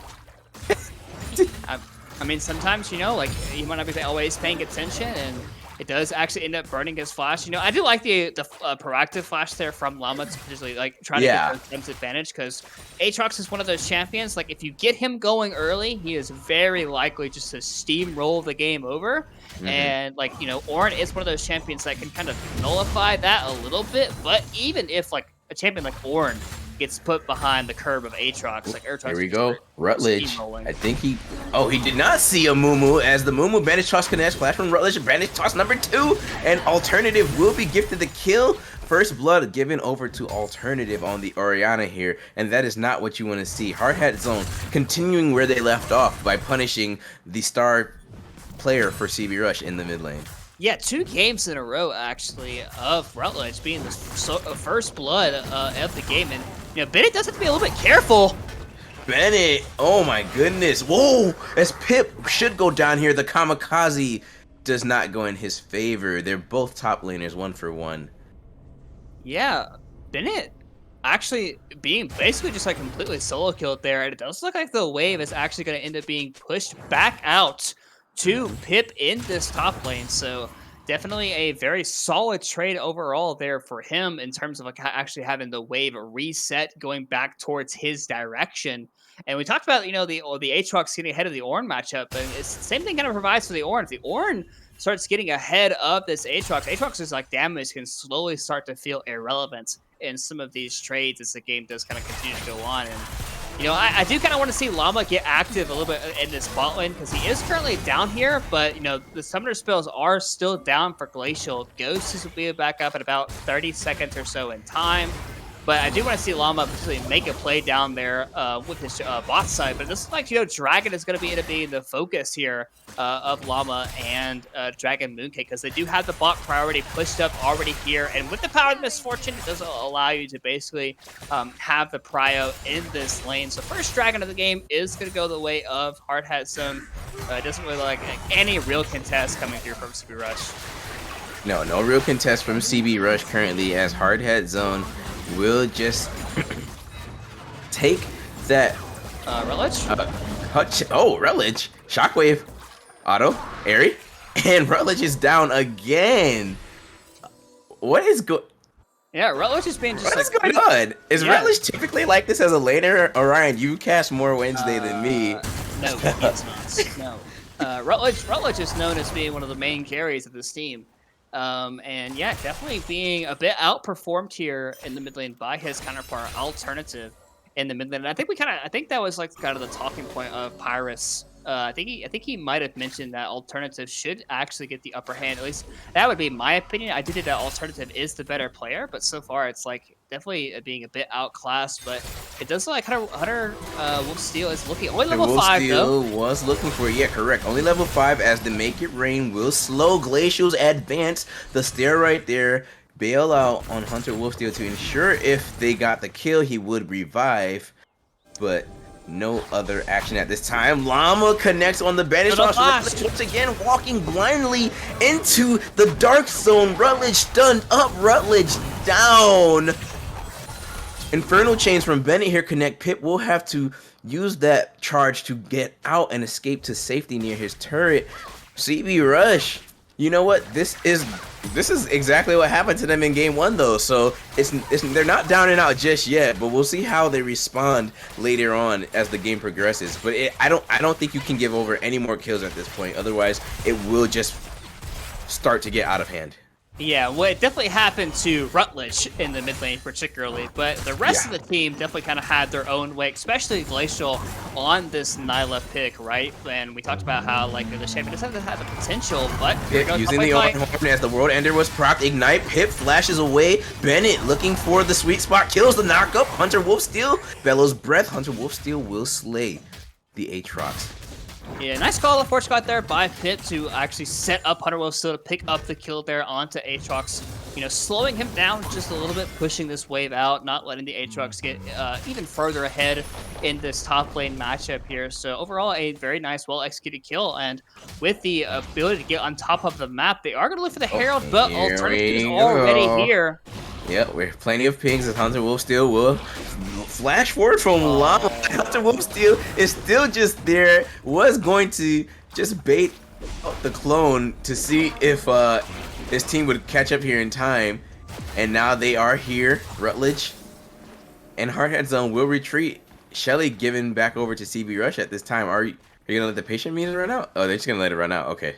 Yeah, they wanted to let it reset because Orin wasn't quite in the area, and Aatrox was already back on the map due to the death prio that you get when you respawn. You have that extra movement speed to get back on the map quicker than you do just like when you regularly hit the base platform. So Aatrox was in the area a bit sooner, but Glacial was by himself. But Dragon Mooncake is only level 5, so does not have access to the crescendo to actually land that ultimate ability to come through and land a lot of that CC, the Misfortune. He doesn't really have an opportunity to ulti there without the CC to come through from the Sona. So overall, he is still okay by himself in the bot lane, but Renata is coming back down as well as Hunter Wolfsteal. So Hard Hat Zone does have to be a bit careful in terms of like what they're actually looking to do down in the bot side because Llama is back on the Herald looking to do it once again. Glacial is playing so aggressively on this Nyla here.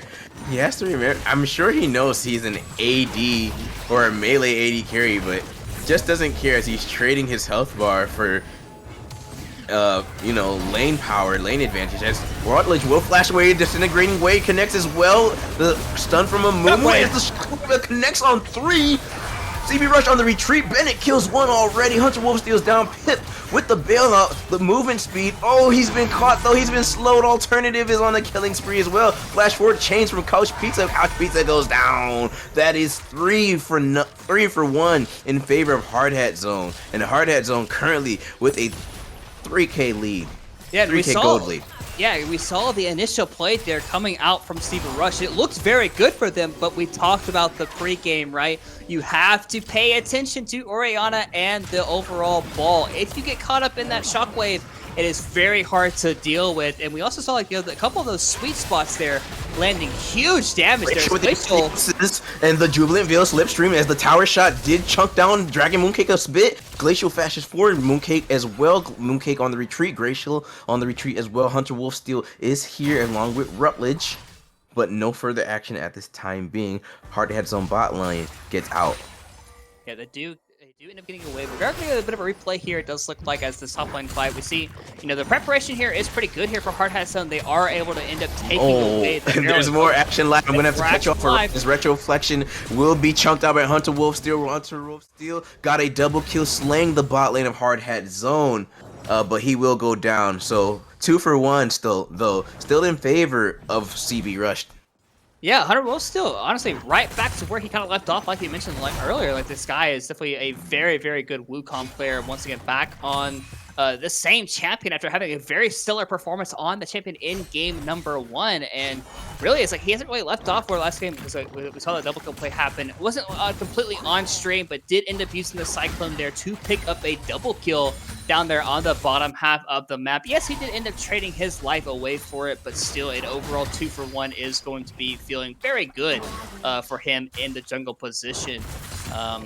But yes, I mean, Hard Hat Zone definitely is doing a much better job in this one, basically keeping the Nyla down far behind, not letting her go too crazy in this game while still having control. But Llama in trouble. Llama's been caught in a very precarious situation here as the Saturn Mummy comes out. The hostile takeover bailout does exactly as intended. Glacial lives. Retroflexion will be going down next here. Dragon Mooncake doing the best he can to try and keep his AD carry alive, but it's not enough. Pip and Bennett are now fighting here in the top lane. Searing Charge to get Pip out of range of those chains. Bennett, though, walking very aggressively in front of Pip's face, getting these getting the plates underneath the turret here. CB Rush, while they may give over plenty of kills in the early game, their strengths lie in team fighting and finding picks. Alternative, though, is here. The ball is right underneath the Drake.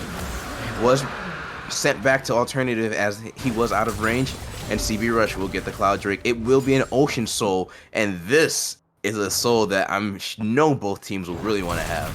Yeah, and we talked about, right, both, like, team fighting is kind of the name of the game here for Hard Hat Zone with all their compositions, and Llama was just too early to enter the river there. No real backup. He did land a 3-man ultimate into a lot of damage from Retroflexion on the Misfortune, but like you mentioned, the bailout saving Glacial's life there, because the fact that Llama ended up dying to Hunter Wolf Steel, which allowed the continued pressure there onto Retroflexion, and as the eventual chase down to pick up the second kill of the fight, which obviously meant the Dragon was going to be a clear takeaway here. And it does like, Hard Hat Zone is still in control of this game, specifically around Alternative in this mid lane. But if he is not able to really get going in these fights, or if like the rest of his team is not going to wait for him, then Hard Hat Zone is definitely not going to win out on these fights if Alternative does not participate.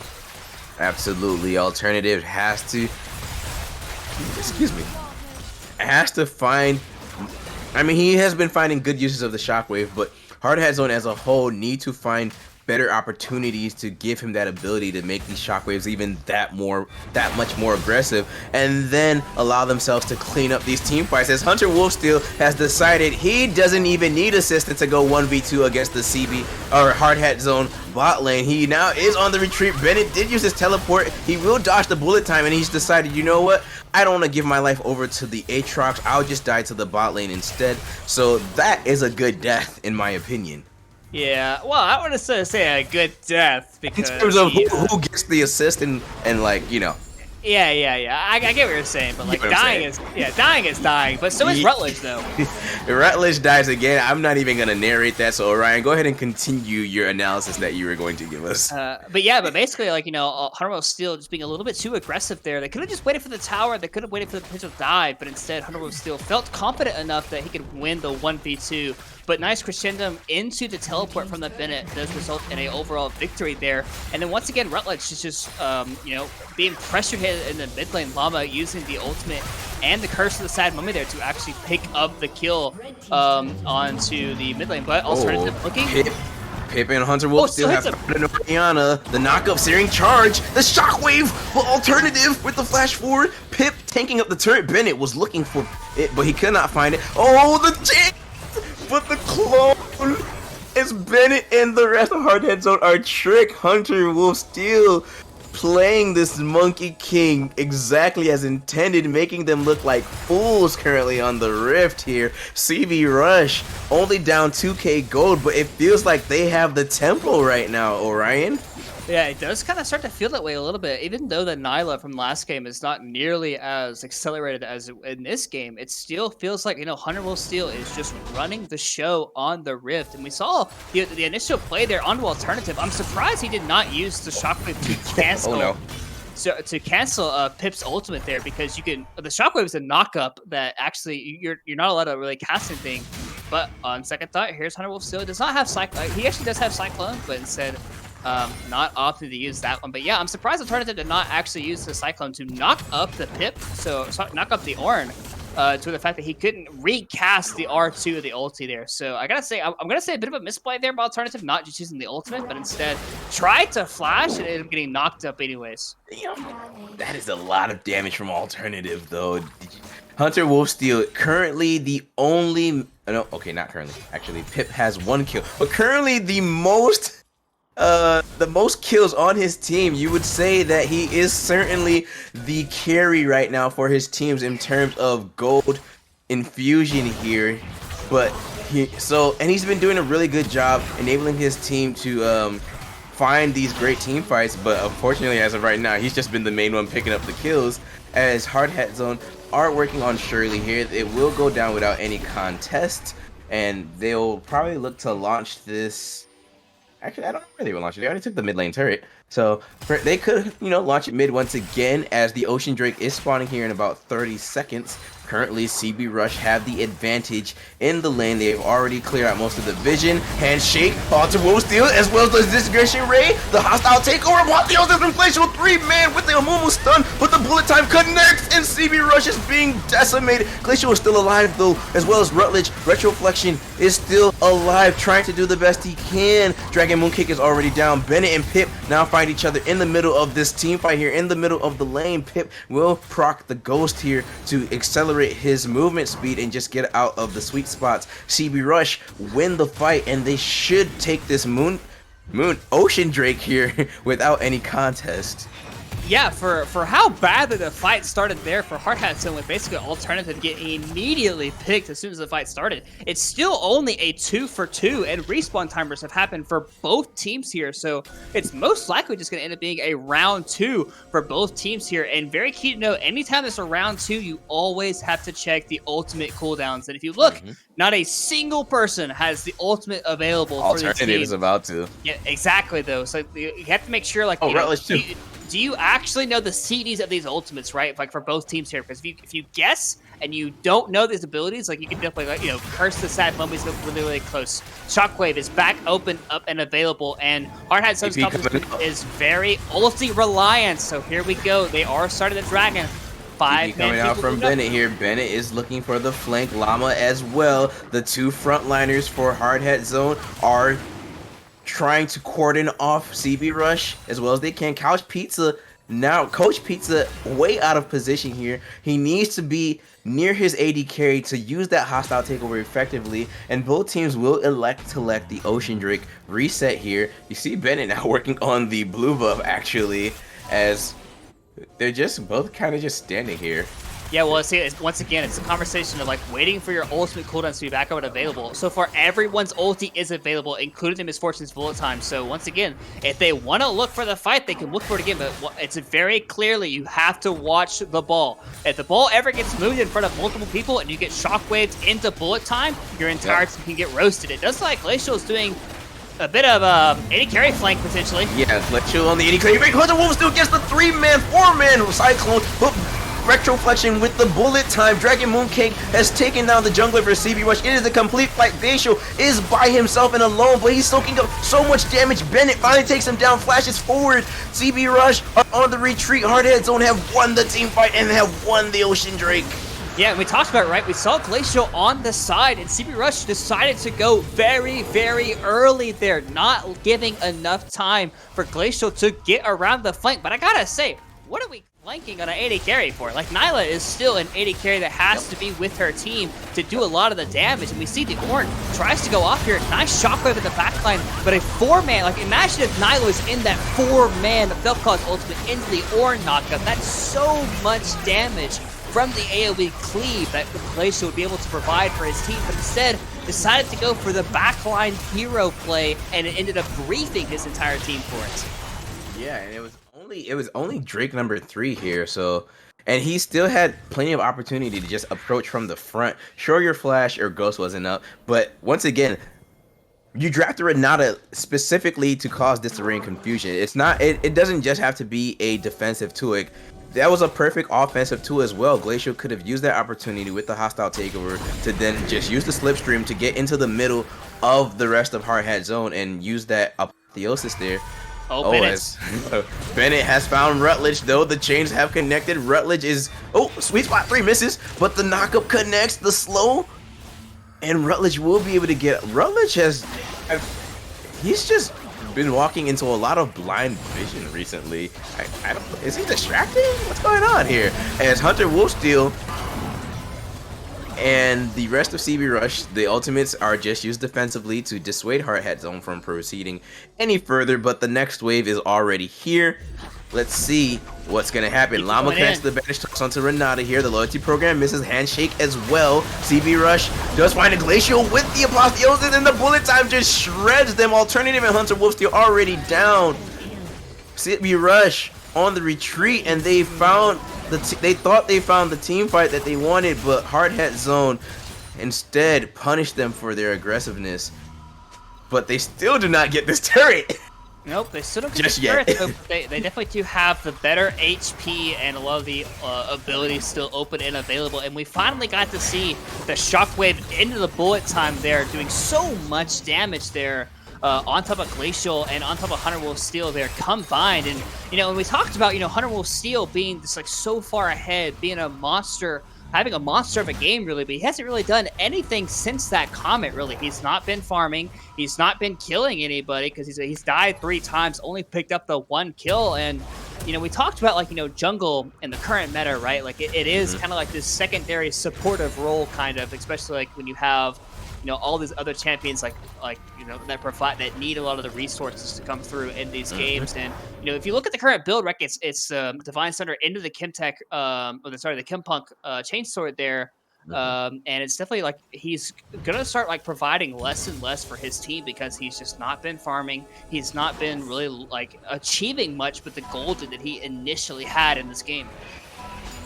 Yeah, correct, Orion. And take a look at the levels. Let's take a look at the levels in gold while we have a chance, because guess what? The ornaments are now online. Oh, never mind. Dragon Mooncake was hand shook by a Renata there as the apotheosis connects as well. Retroflexion, but the stun from Llama saves his AD carry's life. Glacial now on the back foot, will flash away, and as Glacial lives, Hunter Wolfsteal finds alternative, and he's working on this Orianna. This robot here will have to retreat. Bennett now currently was stuck in between a few members of CB Rush here, but both teams will elect to retreat. It is only a 1 for none in favor of CB Rush here.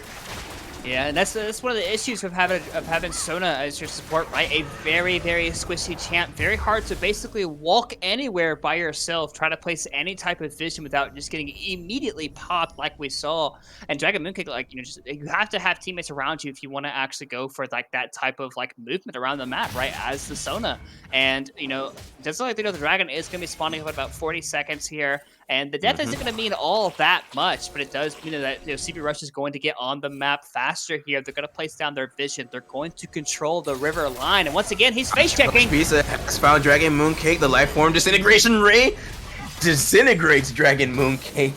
There is no support for Hard Hat Zone this time. Will they elect to still contest this Ocean Drake here? Currently, the answer is yes. Llama and Alternative are here. The ball is hiding in the bush, but CB Rush should be aware because they have a control word there, so they know Hunter Wolf still finds Bennett. Ocean Drake now currently spawning here as we wait for both of these teams' decisions.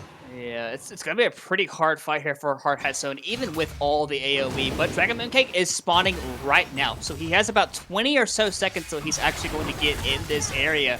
So if CB Rush wanted to, they could just burst this one out. But they don't actually have that much damage to these big health objectives. Nyla and Vel'Koz do not really want to just be sitting there hitting this thing all that much because that leaves you vulnerable to the ball. Horn has been launched. This time Glacial is with his team. Hunter Wolf still has found the Cyclone. He is looking for Retroflexion. He's got the Cyclone and Retroflexion. Llama is keeping his AD carry alive. Retroflexion flashing over the wall and just barely lives. Pip, hostile takeover connects. Disintegration ray as well. Llama flashes towards, get the stun. Bullet time. Keep your eyes on Alternative. He has not used the ball yet. The Shockwave actually was used. I missed it. And Hard Hat Zone get the Ocean Drake again. They are now on Soul Point. CB Rush on the retreat. Yeah, and we talked about, right, we have the fact that the Vel'Koz, flash from Alternative takes up the kill there, and they're actually going to rotate right over to the Baron here for the side of Hard Hat Zone. 4 members are dead. Hunter Will Steel is going to be spawning in about 10 seconds time, but I don't think he's actually going to be able to get here in time to actually potentially contest this Baron.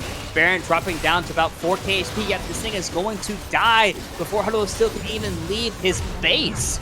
But yeah, overall, a really good job here by Hard Hat Zone. We saw the fight start off with Hunter Will Steel going very aggressively here onto the backline. And I gotta say, I don't necessarily agree with Hunter Will Steel just going this deep because you have the range of the Vel'Koz. Like, no one is going to support you from this far away, especially the Alternative.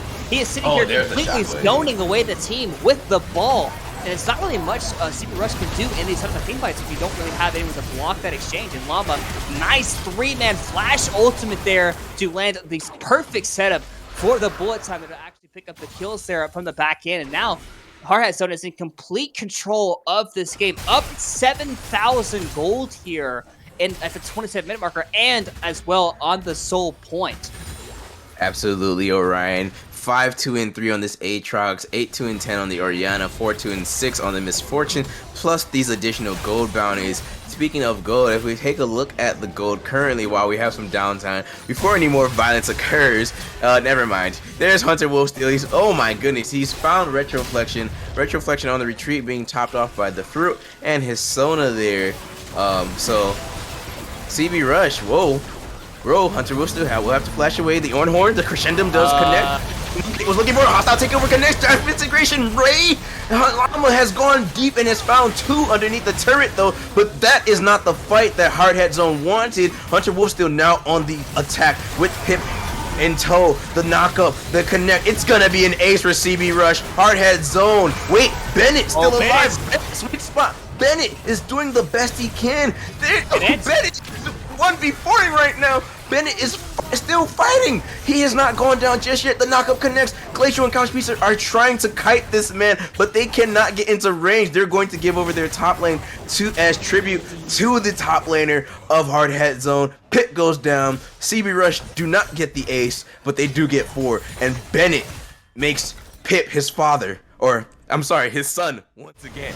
And this entire situation looks absolutely just completely dire here for Hard Hat Zone. Dragon Mooncake face tanking or frontlining as a Sona going incredibly deep, costs his entire team basically to get really popped here. And as you see, this is a 1v4. Bennett drops incredibly low there, but gets the Gore Drinker here. Gets the sweet spot. They wanted to. You see that? And look at Nyla cannot deal with this champion. right? Because like she's basically a melee champion. Like she Yeah. cannot get close. And it's like they want to help him, but he's like, what can I do? It's like this guy's unkillable. Yeah, and with my health bar, their health bars at where they were, they did not have the confidence that they had enough health to try and help Pip in that fight. So they're like, sorry, Pip, you're gonna have to take this L for the team.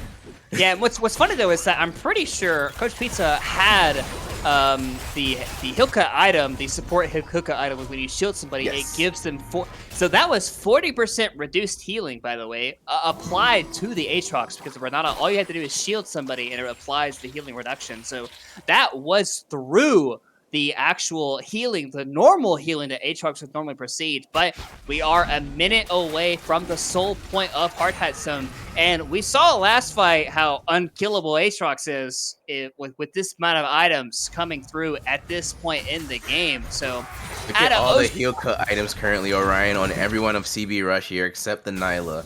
Everyone has some form of heal cut now currently. Yeah, and honestly, I don't blame them for that last fight, because like if members go down early, it's gonna be hard to actually deal with them. But we're gonna see a bit of a contest here for position, right? Ornn already TPing into the mid lane fight. We're gonna see like Llama already has control of the river, and CB Rush has to find a way to enter, but it's really hard to enter through a ball, through an Amumu, through a Misfortune ulti. Like Pip has to walk first.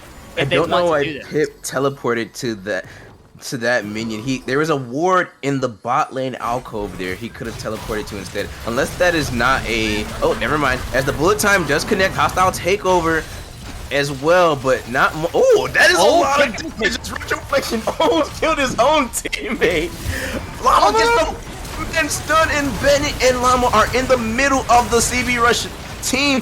Rutledge and Glacial will be the first to go down. Bennett is godlike, and he's destroying CB Rush. Hunter will stay on the retreat, and this is going to be a near ace for Hard Hat Zone. They're not even gonna get the ocean, so they want the base. They are walking towards the inhibitor turret here. Yeah, 35-second death timers across the board, and Rutledge is limping away back towards his base here. Yes, Vilkos does actually have some pretty good wave clear in this case, but it's going to be hard to once again approach the minion wave because of all the distance that they are able to cover with this Amumu, with this Orianna in tow. And Bennett could just walk at him and say, okay, try to kill me. And like Vilkos is not going to be able to. Llama's walking first. He does land the first lightning toss. Yep, Bennett, Rutledge, Bandage Toss connects, alternative flashes forward, and Hard Hat Zone will take game 2. We have ourselves a series. Yep, and like you said, you wanted this series to go at game 5. You know, I believed in CB Rush this game, but fortunately for Hard Hat Zone, well, specifically, Bennett came through clutch for this team. Team fight after team fight, landing sweet spot after sweet spot. And we're going to talk about this dragon fight a little bit here because we see, you know, it's really hard for them to enter. And Amumu, he misses the first bandage toss, but the second one was going to come in. Oh, no, let's second one. I think he actually flashes. Yeah, I believe he flashes into a 5-man ulti right here. And a huge AoE damage there. That was without the Orianna shockwave on top of that as well. And then Bennett just comes in and does the rest in the back line. Yes, Hunter Will still does end up picking up Dragon Moonkick at the end of it, but still, there's all the damage there from the Aatrox AoE with the Amumu on top of it, providing just so much damage there at the end of the game. And honestly, well played. You know, Hard Hat Zone keeping their cool. They recognized that they were making a couple mistakes early on, but Llama and Bennett finding the angles and winning the team fights appropriately. Absolutely winning those team fights appropriately. An excellent win from Hard Hat Zone. Like I said, Orion, I like their draft better and they executed it really well. We'll now have to see how CB Rush will respond to these picks, especially this Aatrox, if it's going to be a priority now or a problem for either side. We'll see how CB Rush will respond, but we're going to take a short break as we prepare for that. Don't go anywhere. We'll be right back.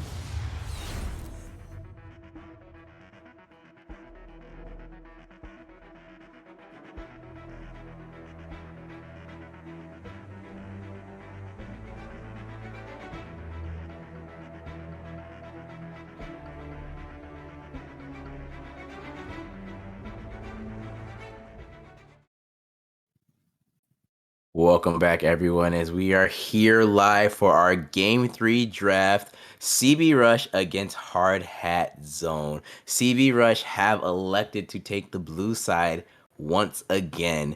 As our picks and bans continue here, Aurelia and Silas being our first bans for both teams. Orion, what do we think now because CB Rush has now elected for blue side once again? Do we think we'll see Seraphine Nyla again? Or. Yeah, I mean, honestly, so far the bands have been very similar. At least the first four bands have basically been the exact same across the entire series. If that's been the Mm, case, the Twitch would come through, and then obviously the Amumu is gonna be a bit different here for CB Rush. I mean, they felt like that champion definitely did. They provided a lot, and Cena Lama definitely had a pretty solid performance on that champion. So I don't necessarily I mean, mind the Amumu ban, but with the Trundle MF is now ban. left open though, That is because true. Trundle yeah, is open, but there's Seraphine. yeah, Seraphine locked in here for CB Rush. We'll see how Hardhead Zone respond. Will they elect to pick up the Trundle now left open here? Because from game one, they banned the first two champions, but they banned Trundle on B3. But Trundle now left open once again, and I wonder. Oh no, they will elect for the Wukong Yeah, currently, I actually like this and takeaway here because not only has Hunter Wolf Steel been playing pretty well in the Wukong, especially the early to mid games, but it's also just a very powerful champion, specifically with the Seraphine in tow. So I do like this takeaway. It's a nice read from Hard Headstone, recognizing that hey, if they do pick Seraphine on B1, we can just take away the Wukong and kind of have like our own mashup of a kind of a composition coming here, potentially here for Hard Headstone. yeah, absolutely. Ezreal locked in for a hard hat zone though.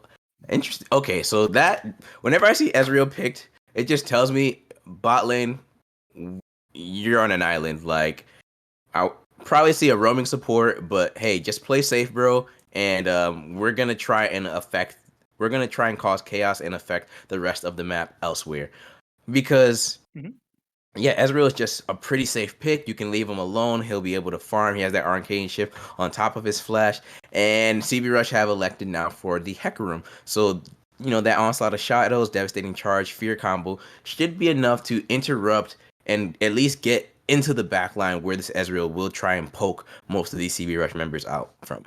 Yeah, and we talked about the Hecarim in game one. Obviously, Lamba didn't necessarily have like that great of a game on the champion, but this champion is a very very powerful champion on this specific patch.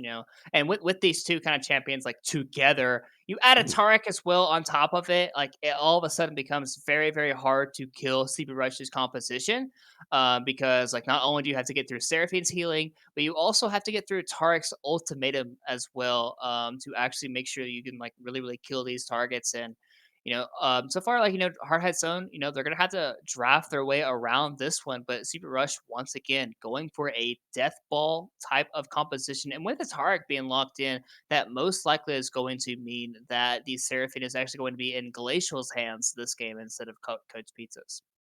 Yeah, absolutely. And Orion, I was actually just looking at Twitch chat real quick, and some are saying that the Ezreal might be going mid. This might be an alternative Ezreal here. So if that is the case, it definitely changes things quite a bit because you know, it's a Yeah, very interesting and niche pick, but once again, I've heard many of times that alternative plays a lot of uh not unusual, but uncommon unorthodox. picks. Yeah, unorthodox. Thank you. Uncommon things that are not typically Yeah. seen in the mid lane, but he makes it work. So if that is an Ezreal mid, that will be very interesting to me and cool to see because I don't see it that often. So it'll be Yeah. very interesting to see how it's played up. But the Renata being locked in for a hard hat zone is very interesting and.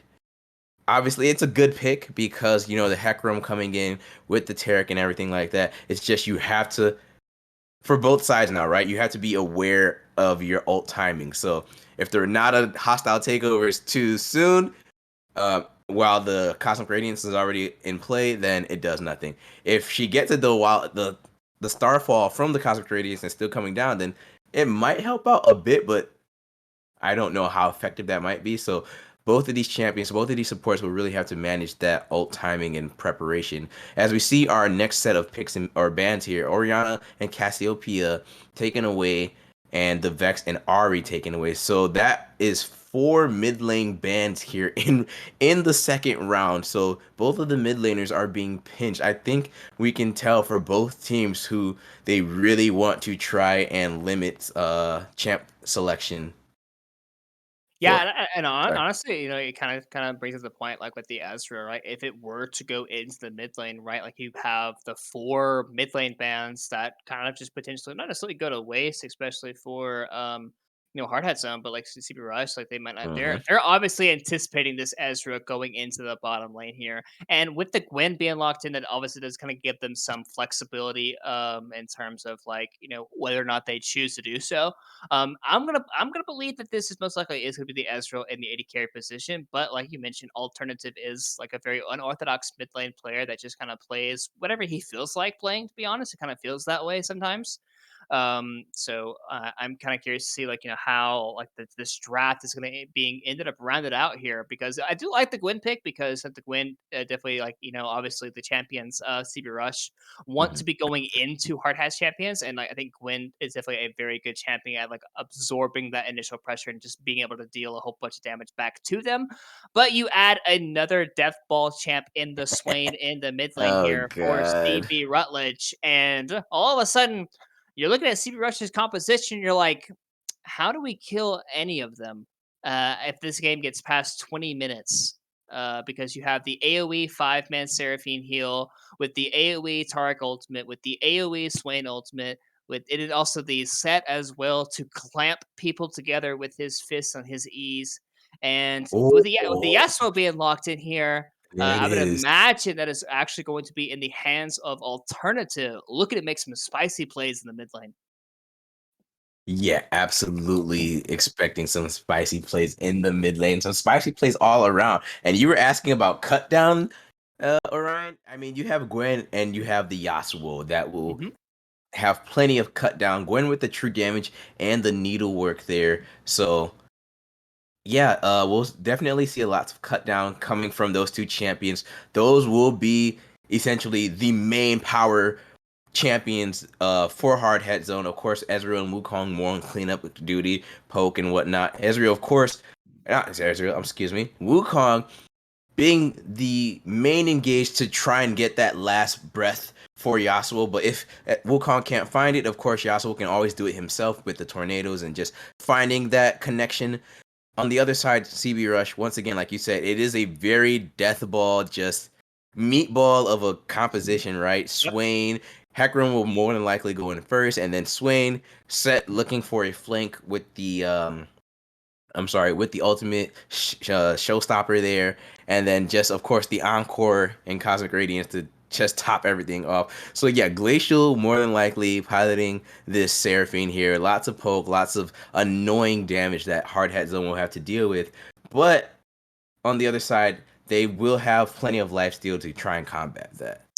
Yeah, I'm gonna be honest. Alternative and Bennett are gonna have to have the game of their lives if they want to make sure they actually kill these champions in some of these team fights here. And we kind of saw it last game, right? Like Alternative and Bennett were the ones running the show for Hard Hat Zone. So if they're able to replicate that some kind of performance in this game, I definitely Mhm. do think that this game can still be salvageable for Hard Hat Zone. But if this game is like even, or if CB Rush gets ahead, I feel like Hard Hat Zone just does not have enough in the tank to really deal like what you said, this meatball type of composition that CB Rush is really built for them.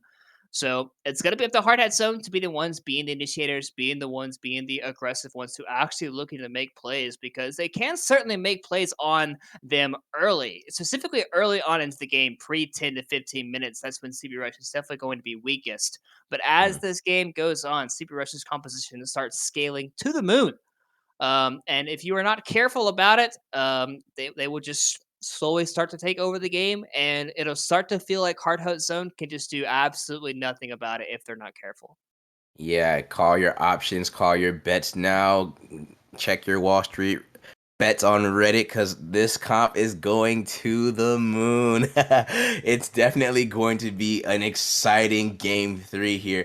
Honestly, I don't even, as much as like game threes are so pivotal sometimes because they can decide sometimes, who's going to win the series. But honestly, I don't even know if that'd be the case. I really feel like this one might go to 5 here, just based off the way these teams have played. One thing I did want to mention is that we have Rutledge.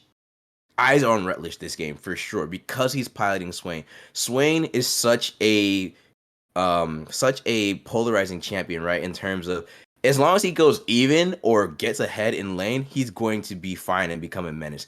But we have seen Rutledge punish 2 games in a row now. So if Rutledge gets behind, this Swain will not be as effective as he could be. So we really need to keep our eyes on how Rutledge will play in the mid lane in the early game because Yep. it will make that much of a difference in the team fights.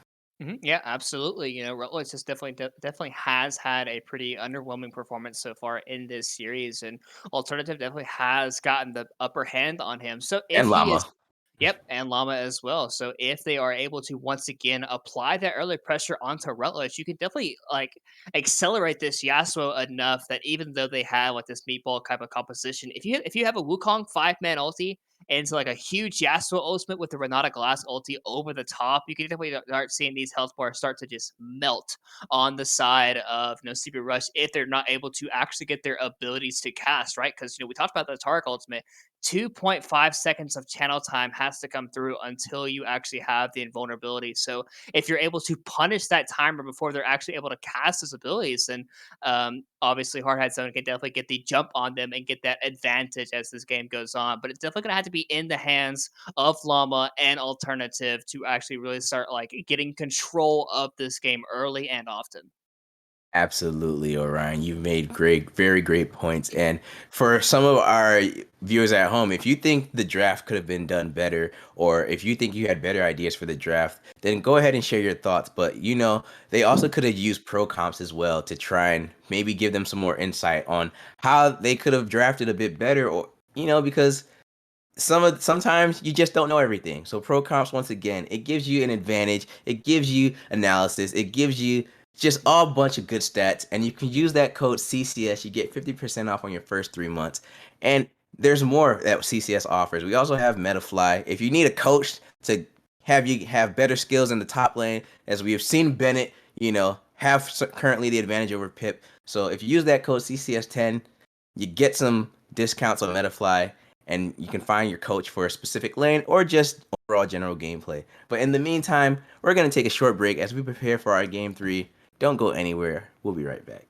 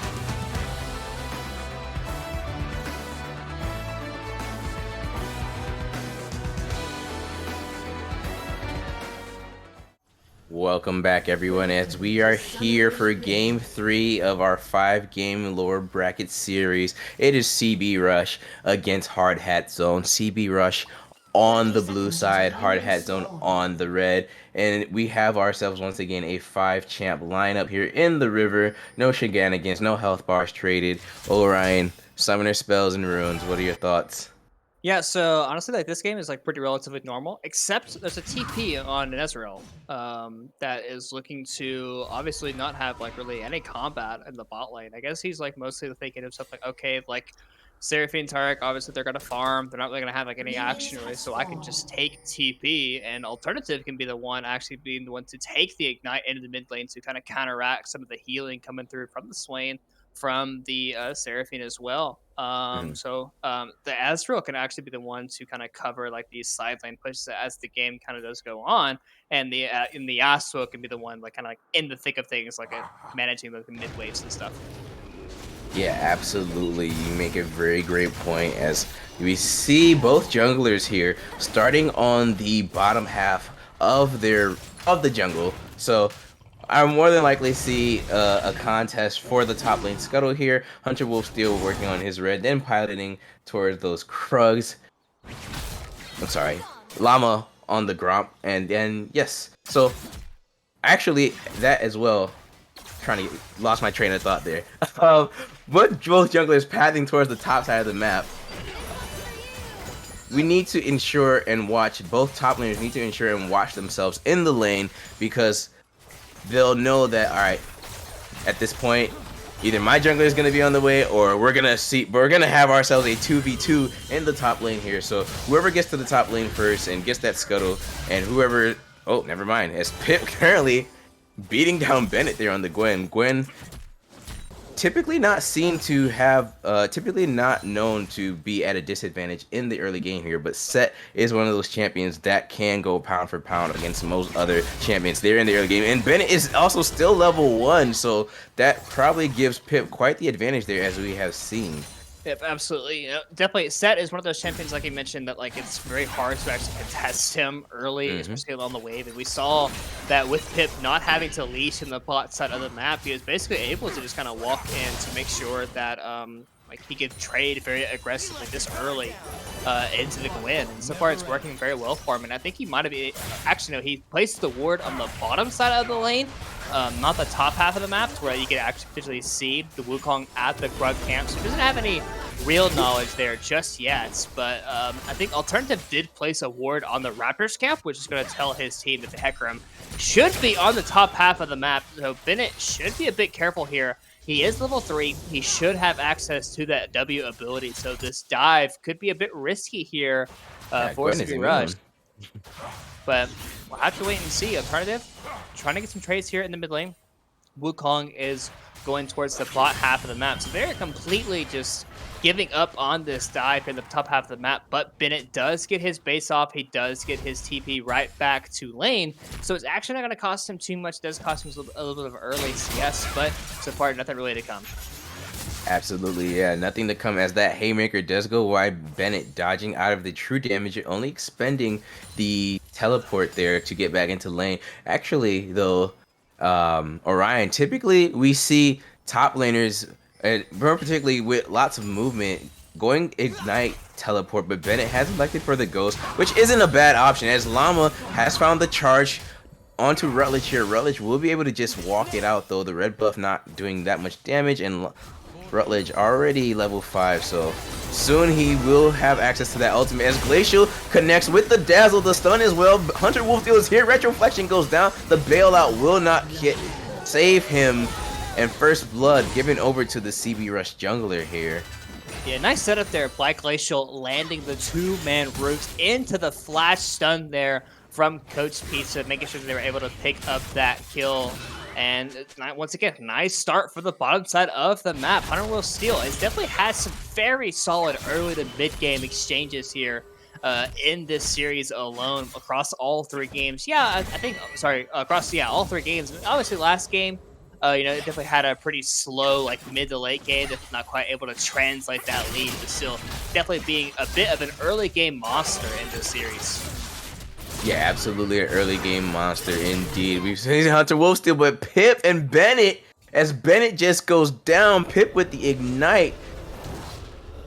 Yeah, I'm not sure if Bennett didn't realize that Pip did not have TP. He took the ignite in this exchange because Pip was thinking, oh, okay, I can fight this guy maybe, but the ignite coming through definitely changing that fight there pretty drastically there. So a bit of a mistake there by Bennett to actually just get outright solo killed in this top lane matchup. It is still relatively even in the farm department, but that solo kill is going to change this matchup quite a bit. Absolutely, and now Pip with the gold advantage on Bennett here, so Bennett will have to be a bit more mindful about how he plays this lane because he lost that in the 1v1.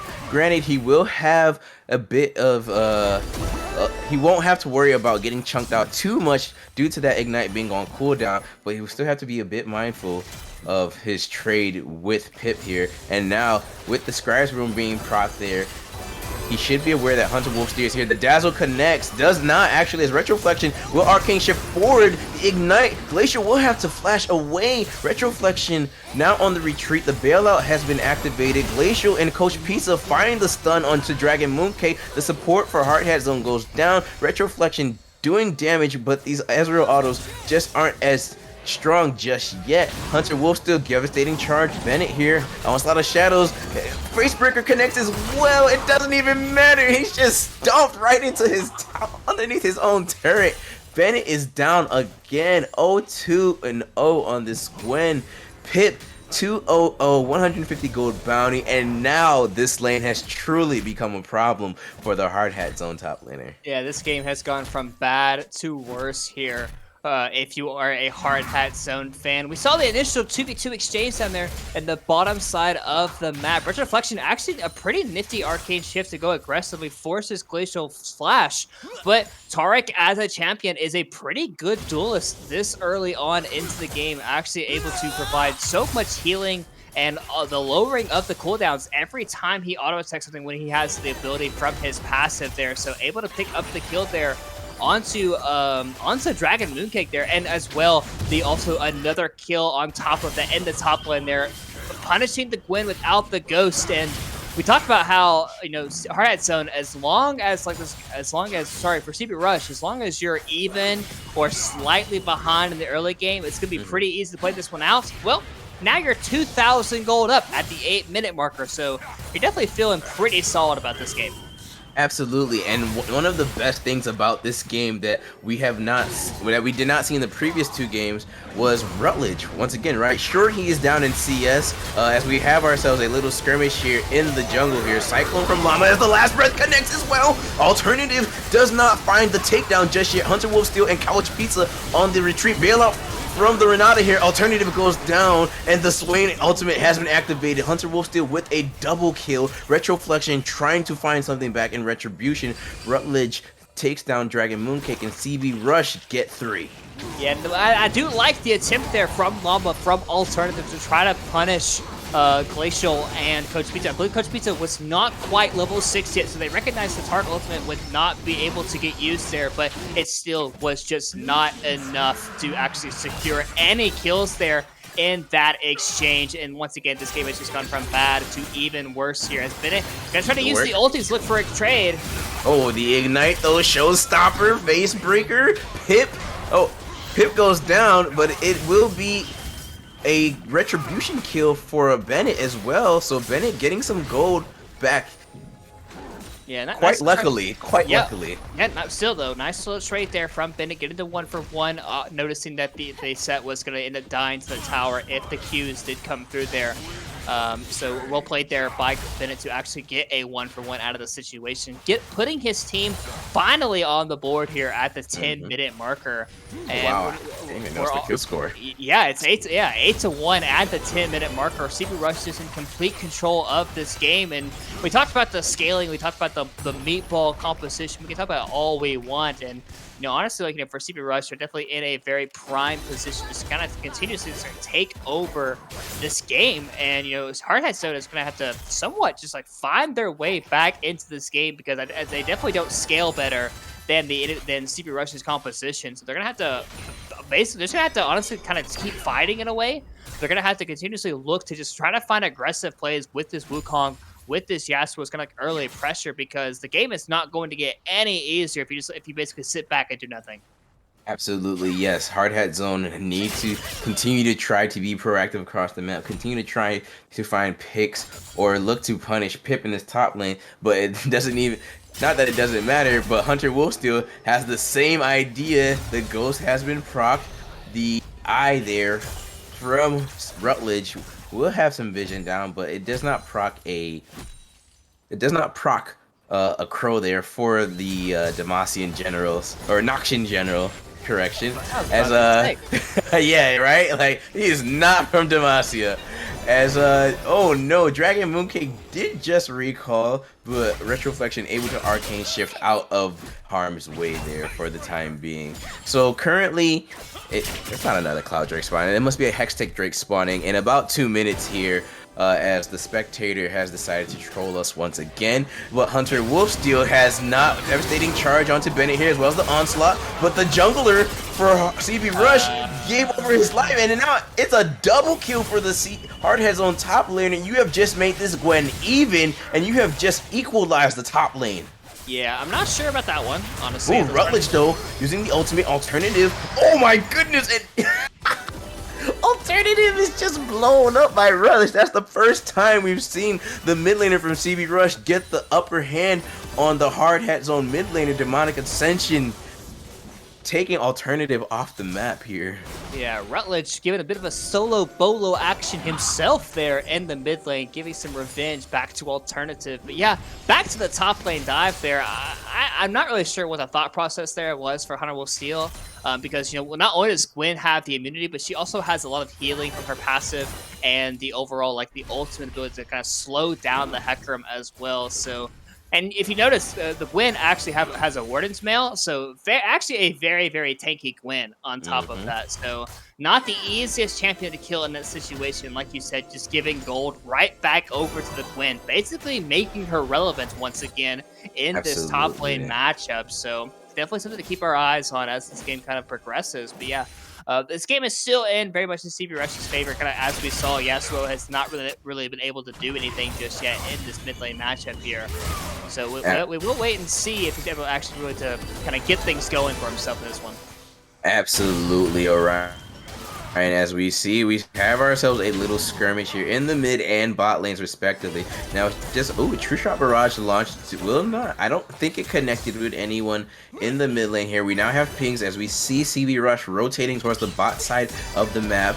Couch Pizza, oh, Encore actually does connect as well. The beat drop, Retroflexion should go down. The Demacian ability there, I'm sorry, the Noxian ability there from Rutledge far away from downtown will enable the double kill for Glacial.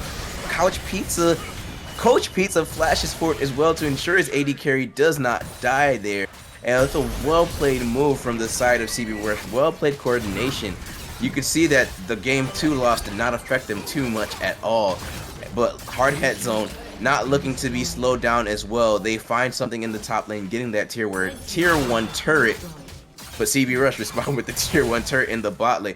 This game is just accelerating and ramping up even more, despite the gold lead for CB Rush currently at this time. And yeah, I can't even get a break here, as Pip will have to flash away. Llama using the Cyclone there with the needlework from Bennett as well in tow, but they do not connect onto the top laner of CB Rush. And now the Hextech Drake is being taken by CB Rush. They should get it without any contest. And now, Orion, what are your thoughts on all this action that's just occurred? Yeah, honestly, like, I think in terms of like the bot lane fight, right? Like it's kind of just shows just how powerful Seraphine actually is in the current state, right? Like not only does she do just like a lot of overall damage, but she's still just very hard to kill. And you add a Taric on top of it, it just becomes like not necessarily nearly impossible. You have to really make sure that you really like land all of your abilities in the correct succession, or else Seraphine is just going to out heal any of your damage and still basically do the exact same damage you did to her in return. So that's why, like, there's been such a priority for CB Rush with this Seraphine pick. I'm surprised Hardhead Zone has gone 2 blue side games in a row without banning it against this team. Because obviously they've shown a lot of priority as Rutledge a connects lot the of Monica damage here. section, flash from Retroflexion. He knows. Oh, Rutledge gets the flash as well as the Monica section proc, and he just dismates Retroflexion. The Dragon Mooncake next bailout will not do nothing. Hunter Wolfsteal, CB Rush, 2 for 0 in the bot lane. Yeah, that does mean they're gonna try to open the map here, because they're gonna have a lot of pressure on that mid lane tower, and with the Gwen and the Wukong up towards the top half of the map, Pip might have to be a bit careful as he is doing a bit of space gliding here. I'm not sure what he's doing. He's like stuck in the walking animation, it looks like. Yeah, as Bennett and Pip find themselves in the side lane here, and despite the fact that, well, no, actually it's equalized now because of the goal they gave Bennett earlier, because I was like, wait, wasn't Pip winning this just 3-4 minutes ago? But yeah, that is currently not the case now, as the beat drop connects as well as the encore. Hunter Wolfsteal, Trap Barrage does nothing, and that should be a support down. Oh, they're trying to get the bailout. It finally comes, but it's a bit too late. Retroflexion will dodge the dazzle, though. Alternative looking for the knockup. Tornado connects, never move, does not. Blama will flash forward. Cosmic Radiance now procs. Alternative did not use the last breath of Retroflexion. Demonic Ascension, there it is now. Glacial does still live, though there's no damage, and Glacial is on a killing spree. Alternative dies due to the tower shot. He went a bit too deep in the CB Rush bot lane there, backline, and will be punished for it. CB Rush get 1, and they get the fight. Yep, and there's the meatball composition in full display here for CB Rush. And honestly, like, it kind of looked somewhat okay here for Hardhat Zone. Yes, the Dragon Mooncake does end up getting takeaway first, but Retroflexion able to arcane shift aggressively here, pick up the kill there onto Hunter Wolfsteal, and they feel like they can still somewhat take this trade, but you'll see just like so much overall damage. Back to live, Llama go for the Herald. Yeah, back to live. Llama went for Herald, but Hunter Wolfsteal will steal it, and the jungler for Hardhat Zone is down.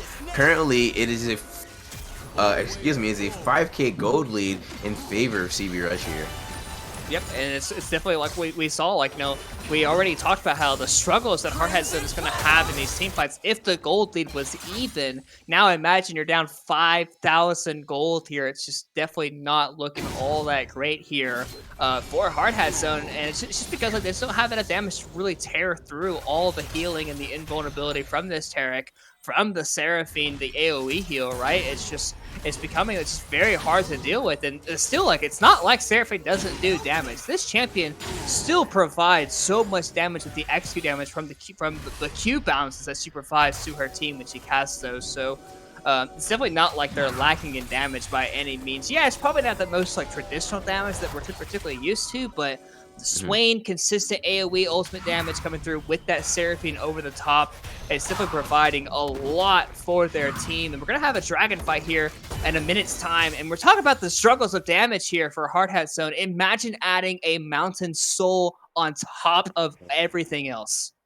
Absolutely, and Mountain Soul would be treacherous for Hardhat Zone to get through. Your consistent damage dealers are not the carries that you want them to be just yet. Sure, Bennett is doing fine in the side lane, but he is only one person who will dash forward, uses the needlework through. The showstopper connects as well, and Pip is just being chunked down. Cannot do anything, and Bennett wins the 1v1 in the side lane. So CB Rush have elected to force mid instead. They know they cannot deal with this Gwen right now, giving over their top laner as a sacrificial lamb. They will get the 2 turrets, and they will now rotate over to this Mountain Drake. Will Hardhat Zone contest? That is the question that remains to be seen. Yeah, it's definitely going to be a very hard contest here, even with it being a 5 versus 4. And it does look like, Bennett is pretty content with just pushing out this top lane. And, with the fact that CB Rush already has position in the Ripper, and we talked about, like, how it's already very, very hard to just engage on CB Rush's composition in the first place. I definitely don't recommend it here. And Hardhead Sun, you know, they acknowledge that fact as well, not wanting to make the same mistakes, backing off, making sure that they don't really risk any more deaths than they already have this game, because you know Baron is now active on the map. So anytime like a fight goes bad for either team, a Baron is always going to be an option to pick up, really. So you know, for CB Rush's team, you know, they don't necessarily have the greatest Baron damage, but they also don't really take any damage from the Baron as well. So they can use the Baron as an avenue of just drawing Hard Hat Zone to them as a way of just fighting them, because they're not really going to take any damage from that thing as long as you have Tarek and as long as you have Seraphine with you to take up the Baron and heal you back up. Absolutely, Orion. You make a very great point. Their Baron takedown may not be as quickly, but with the Seraphine poke, the Swain damage as well as all the healing that's just gonna come through, it doesn't even matter. If anything, like you said, they'll look to bait Hard Hat Zone into a terrible team fight, because all they need to do is just all group together, that is CB Rush, and then just decimate the Hard Hat Zone lineup here. So Hard Hat Zone are trying to play this split push game for as long as they can. They want Bennett to become such an annoying and terrifying menace that you have to send multiple members to respond to him.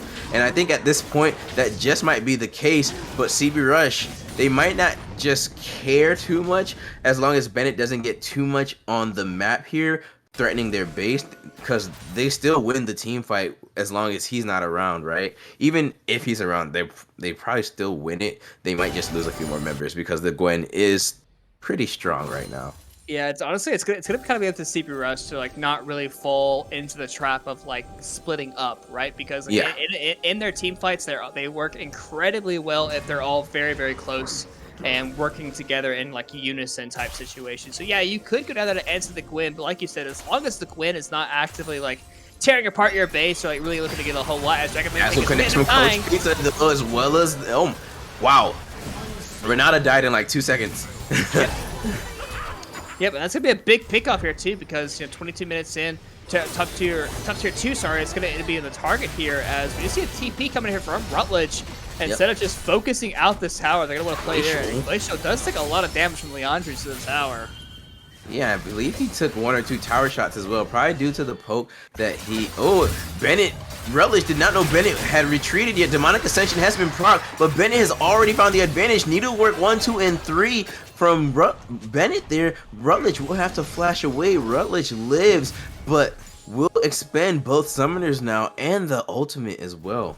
Yeah, I'm surprised Rutledge ended up TPing so urgently to the bottom half of the map. It's not like Gwen. Well, yeah, I mean, sure, like Gwen could get a tier 1. It's not like a tier 1 is just ultimately going to end up changing the outcome of the game. I would have much rather liked to see Rutledge just stay with his team to secure the tier 2 tower, lose the tier 1, and then base with his team to go protect the tier 2. Even if he had a TP to the tier 2 tower to protect that one, I feel like that would have been okay. But instead, they ended up not even getting the tier 2 tower top, and has to blow his flash as well on the bottom half of the map due to the Gwen staying overtime there on the bottom half of the map. So I gotta say, a bit of a mistake there by Rutledge, but it's not gonna cost too much though in the grand scheme of things. Dragon is spawning in about a minute and a half time here, and you can definitely see Hard Hat Zone definitely wants to play for, Secret Rush really wants to play for this Dragon. They're already on Soul Point, and their composition is already hard to kill as it is. So I'm definitely looking to see how they're able to execute this Dragon takeaway here, and if Hard Hat Zone is even going to contest. Because if you contest and you lose the fight, not only are you going to lose the Soul, but you're also going to lose the Baron on top of it. So Hard Hat Zone is going to have to make a pretty tough decision here in the next minute or so. Absolutely, but that makes me also wonder, Orion, if Hard Hat Zone will elect to just give the soul and look for the Baron here, as we do see Llama and the rest of Hard Hat Zone currently just posturing around it. Rutledge is here though. He will of course aggravate the Baron to force Llama out of the pit. Llama using the clone gets out safely, but Bennett once again working on this turret here will be able to get it, as Pip cannot handle the Seamstress and the hallowed Seamstress here in the side lane by himself at this time. Does not have his mythic yet.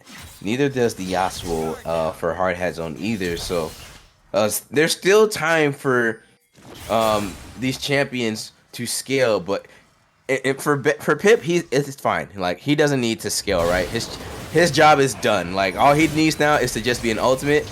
As we see Hardhead Zone here working on the Baron here, they might be able to take this quickly because it is a Yasuo Gwen and Wukong doing lots of damage, but Hunter Wolfsteal, the hostile takeover comes through.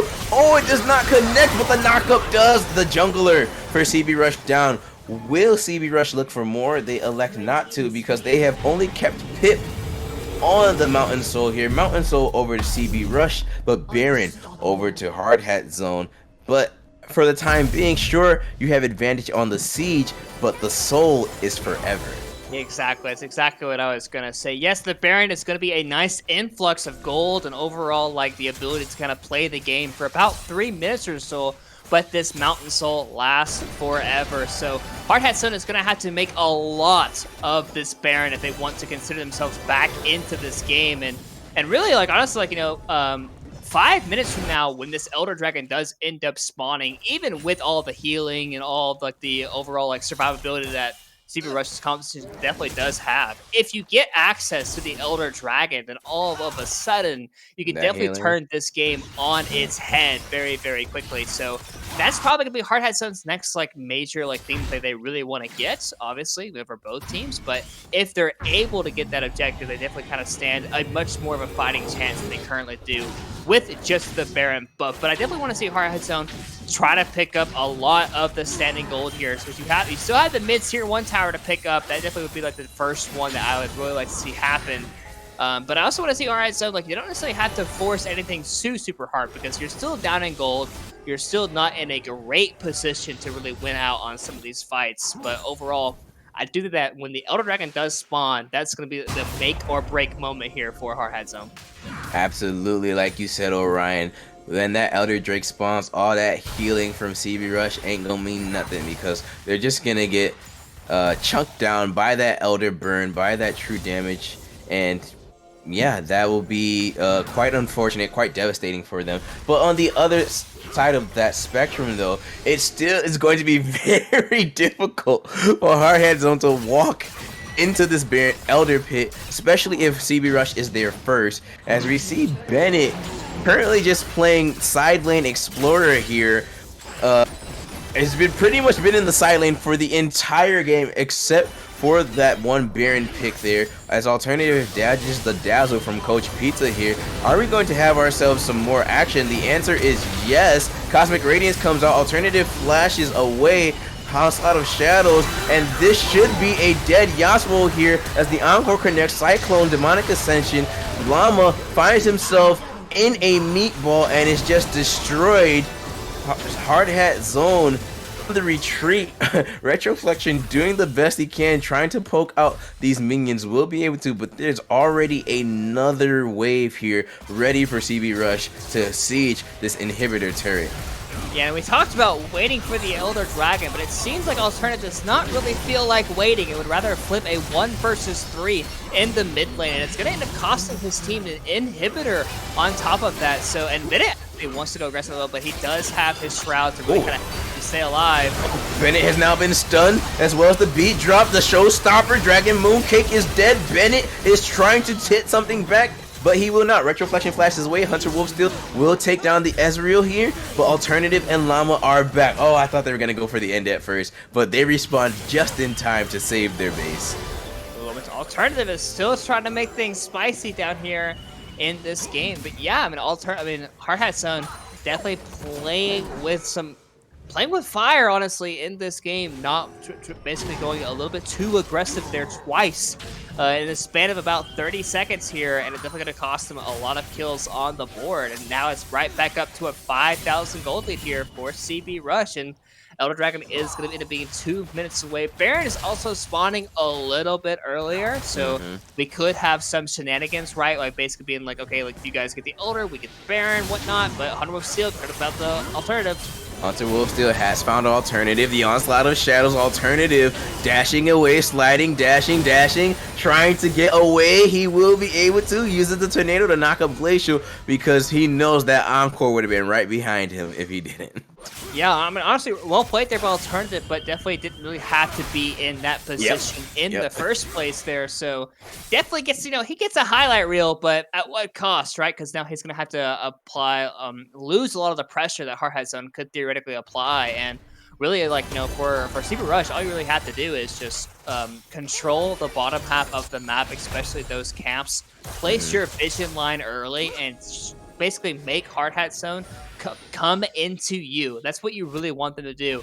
You don't you want to control the area. You want to make sure that all 5 of your members are all on the same page. And if you're able to do that, definitely is going to be a secured victory here for CB Rush in this game. But if Hard Hat Zone is able to split them up, potentially make those champions work kind of by themselves, then you can definitely very easily end up winning a team fight with the power of this Gwen, of this Yasuo, and the ability to shred some of these people if they are alone. Yeah, exactly, Orion. Playoffs are temporary, but Yasuo highlight reels are forever. As Alternative, once again, using that fancy feat to duck and dodge all around the CB Rush members here. But like you said, yes, these neutral objectives, these very powerful neutral objectives are spawning in the next 10 and 20 seconds respectively here, as we do see CB Rush have elected for the Elder Drake, more so because it would be very terrible to just give this over to Hard Hat Zone without any contest. Once again, they might be behind, but they still have the opportunity to just burn them. And Hard Hat Zone, they realize, yeah, you know what?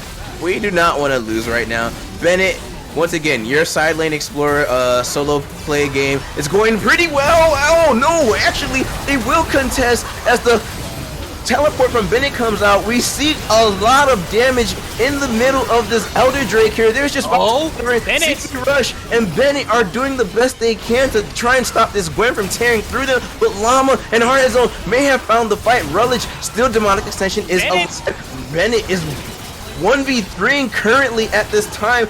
Rutledge trying to take down this Hallowed Seamstress, but he cannot. Bennett is so strong, the true damage, but Hunter Wolf still will find it the ace for CB Rush here.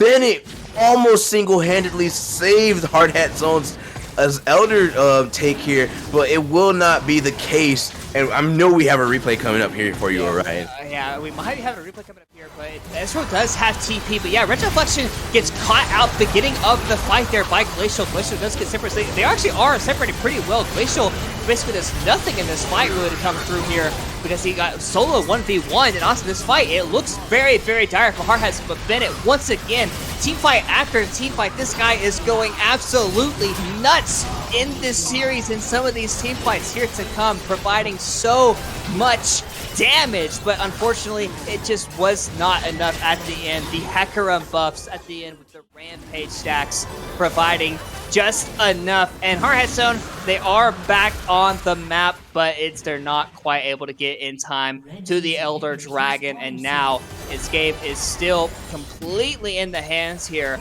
of CB Rush, and really it's what the Elder Dragon is going to provide just that much more combat power to them. And yeah, that last fight was somewhat close, but that fight was closer than we all thought it should be, right? Especially with the Mountain Soul. Yeah, absolutely. And so if you have this next fight upcoming here for CB Rush, it's like, you basically, it's almost a guaranteed win here with the Elder Dragon. And yes, that was a true shot barrage that did about it did 100 damage to Glacial just now. That's an ultimate ability, by the way. Yeah, an ultimate ability from the Ezreal here. Once again, the Ezreal pretty ineffective, I would say. Granted, the Yasuo is 0-5, as we see CB Rush here taking the Baron. They will be able to claim this other super neutral objective, so they have both double neutrals here on their champions here. They're going to currently at this time 5-man siege the mid lane. They might just honestly look for the end with this 5-man siege. They're not going to look for another lane. Bennett will have to recall here now at this time, as this TP is down. Hunter Wolf still has proc the devastating charge there. Has not found a champion to effectively use it on, but of course has the E. CB Rush now working on the siege here on this Nexus turret. Wukong found the flank in the back line will be looking for it. CB Rush are aware, but I think honestly if CB Rush just walk forward, as Llama will find it, the Encore comes out as well. Alternative with breath, and they will be able to actually take down Glacial. The Cosmic Radiance still providing so much immunity as Bennett is trying to do the best he can to carry his team. Bennett though being chased by Hunter Wolfskin and Coach Pizza here. And the rest of Hardhead Zone probably have found the fate. Bennett is able to do it. The bailout saves him as well. The Elder Drake does not take him down. Rutledge is the only one left alive for Hunter Wolfsteel, and Hardhead Zone have found the team fight and have perfected their Nexus defense this time around. Hardhead Zone won a fight against Mountain Soul, against Elder Dragon, and against the Baron buff, all three combined into a meatball composition. And we talked about Hardhead Zone separating the fight, splitting them up. You see 3 members on the left, Rutledge is on the right, not able to all be in together with the Tark Ultimate, with the Seraphine healing, and just enough. Bennett is absolutely piss-smurfing on CB Rush right now in this game. He is doing his absolute best to try and secure a victory here for Hardhead Zone. Yeah, alright. This game 3 is nuts. And like we said game 3 is going to be critical. We said it's going to be crucial of who would have the tempo going forward into this game.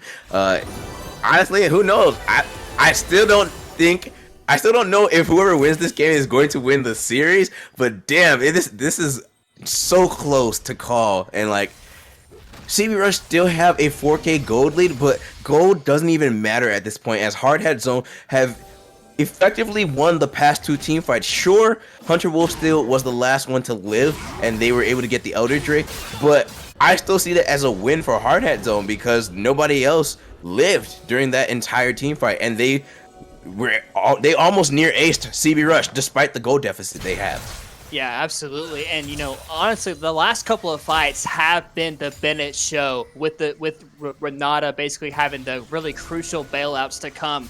But yeah, but look at the items, right? Wukong is 3 items. Yasuo is 3 items. Like, these guys are ready to fight in this case. And now Baron's off. Elder is off for the CB Rush team, and it's definitely gonna be a lot easier to fight these next upcoming fights here for Hardhead Zone, especially considering how well some of these fights have been going here. As long as, you know, once again, we talked about, if the Tark Ultimate is not crisp, if the Seraphine healing, the Swain, like the overall like distance, if it's not all together, CB Rush's composition can very easily fall apart here.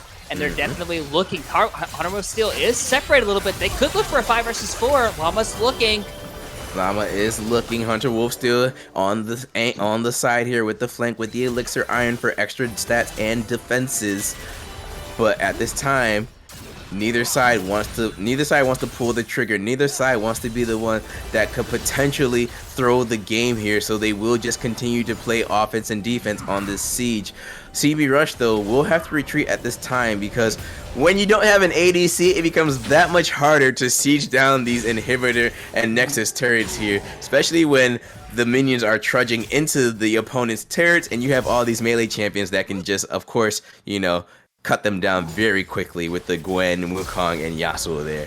Yeah, Swain and Seraphine don't particularly want to be hitting the tower, like you mentioned there. So yeah, it definitely is pretty hard to siege basically at any given point. But we are right back once again to another Elder Dragon fight spawning in about another 30 seconds time. And the last one was incredibly close. And I gotta say, you know, Hardhead Zone has been hitting some pretty key item breakpoints here, like we just talked about here. So items are still relatively even. Bennett is full build, by the way. I think he's the only member besides maybe Therapy. Clone has found Coach Pizza, has found Hunter Wolfsteel. Cosmic Radiance comes out and protects 3. Hostile Taker, ineffective. Demonic Ascension from Rutledge. Retroflexion on the retreat. The set ult does so much damage, and Llama is already dead. Where's Bennett? Bennett has still in the back line, but the rest of Hardhead Zone is already dead. It's only Bennett left alive, and that will be the game. CB Rush have found the fight effectively and have slain Hard Hat Zone. It is an ace for CB Rush, and CB Rush will take game 3. Yeah, finally able to actually use their abilities accordance to what they're meant to be used. The 5-man Tark ultimate, even though we saw a 4-man Renata hostile takeover, it just did not matter. Alternative and Llama could not really get into the fights and really ever actually do anything with the balled up composition like we just saw. And here's the replay of the fight. We see Llama basically try to look. He gets initially picked up by Coach Pizza, but decides to re-engage anyways. They're onto 2-man, very tanky 100 wheel stealing. Coach Pizza basically baiting his entire team in a very false security there, and Retroflexion Alternative are just not able to do really any damage in these team fights. And even though Bennett was able to survive for a long time, doing somewhat decent damage there, it just was not enough. Could not 1v9 too many fights in a row here for Hard Hat Zone, ultimately leading to a series advantage here for CB Rush. Absolutely a series advantage for CB Rush indeed. And what a series it has been so far, Garion. This is such a great series, and I'm so glad we're casting this because, man, and once again, these teams met in the upper bracket. It was a 3-1 win for Hard Hat Zone this time. Currently, CB Rush, 2 wins. And so they're already doing better than they did last time. But this is the lower bracket. So whoever loses this time does not get to continue on. They're out. There's no second chances anymore. So you can tell that CB Rush really want this win. Both teams really want this win, of course, right? So it's just been a really exciting series, and I'm so glad that both teams are playing at their top performance, top performance, and just top play. So going forward, game 4 is going to be so exciting, so scary, and nerve-wracking because for Hard Hat Zone, that might be the end here. For CB Rush, though, you push forward. But we'll see if that will continue here as we take a short break and prepare for that game. We'll be right back. Don't go anywhere.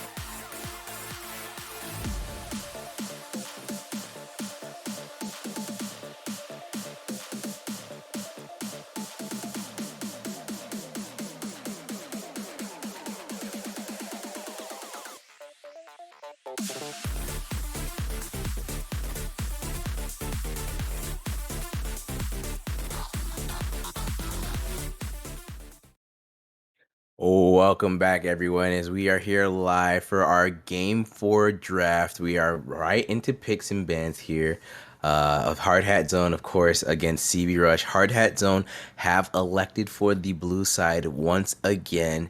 And while we were off air, we had noticed that every team, or every time, every side that's won has been on the blue side. Golly, words are hard. I mean, it's a very fair statement. I think that actually, this is a pretty interesting draft so far. So if you look at the bands, right? So far, both Seraphine Mhm. and Misfortune are both open and available. So CBR is basically saying, okay, pick Choose one, one. we get the other.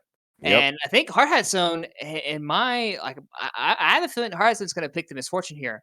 But You that would take means Misfortune over the Seraphine? no, I would take Seraphine, but I think Hard Hat Zone's going to pick Misfortune. Oh But no, see, they haven't, but they have, because so they haven't showed any like Seraphine like priority like at all this series. So that's why I was like I personally would choose the Seraphine over the Misfortune. Don't get me wrong, that champion's turbo broken. But Mhm. Hard Hat Zone has had the many a times to actually pick this champion and or ban the champion, and they haven't done it so far. But they finally have recognized their sins, and they ended up picking up Mid Seraphine B1. So I definitely do like that option. But that does leave open Glacial's MF, definitely known for playing this champion many, many a times.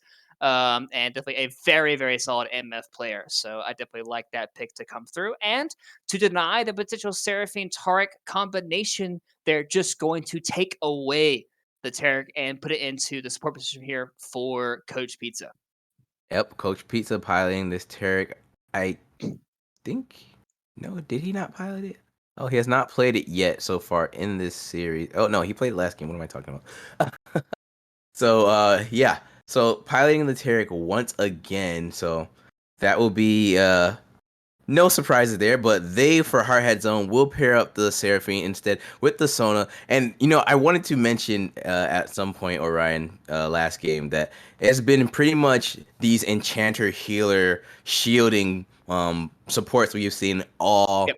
throughout this entire series. We have not seen the hard engages, no Nautilus, no Thresh, no Galio. Just heals and shields is the name of the game. And of course, with that being said, then we got to see the heel cut, right? So Yep. as Viego now locked in for hard hat zone here, I actually like the pick. Very strong pick. Viego is still pretty meta. Not, of course, the first or second pick for some of our CCS teams, but a very still excellent pick indeed. Yep, I did it. It honestly kind of still works pretty well, like with the extra healing from the Sun and the Seraphine, and Viego obviously just kind of like pack that extra punch. But CP Rush is gonna kind of go defaults back a little bit here to Good like what their swing. composition is like really good at like the kind of the meatball type of composition. So. I am curious to see what it is going to be, right? Kind of the rest of the draft here is going to be. I imagine Pip is going to be left on an island once again, kind of playing the off-roll type of situation, not off-roll, but the off-tank type of situation here, like maybe like a Mordekaiser again situation, right?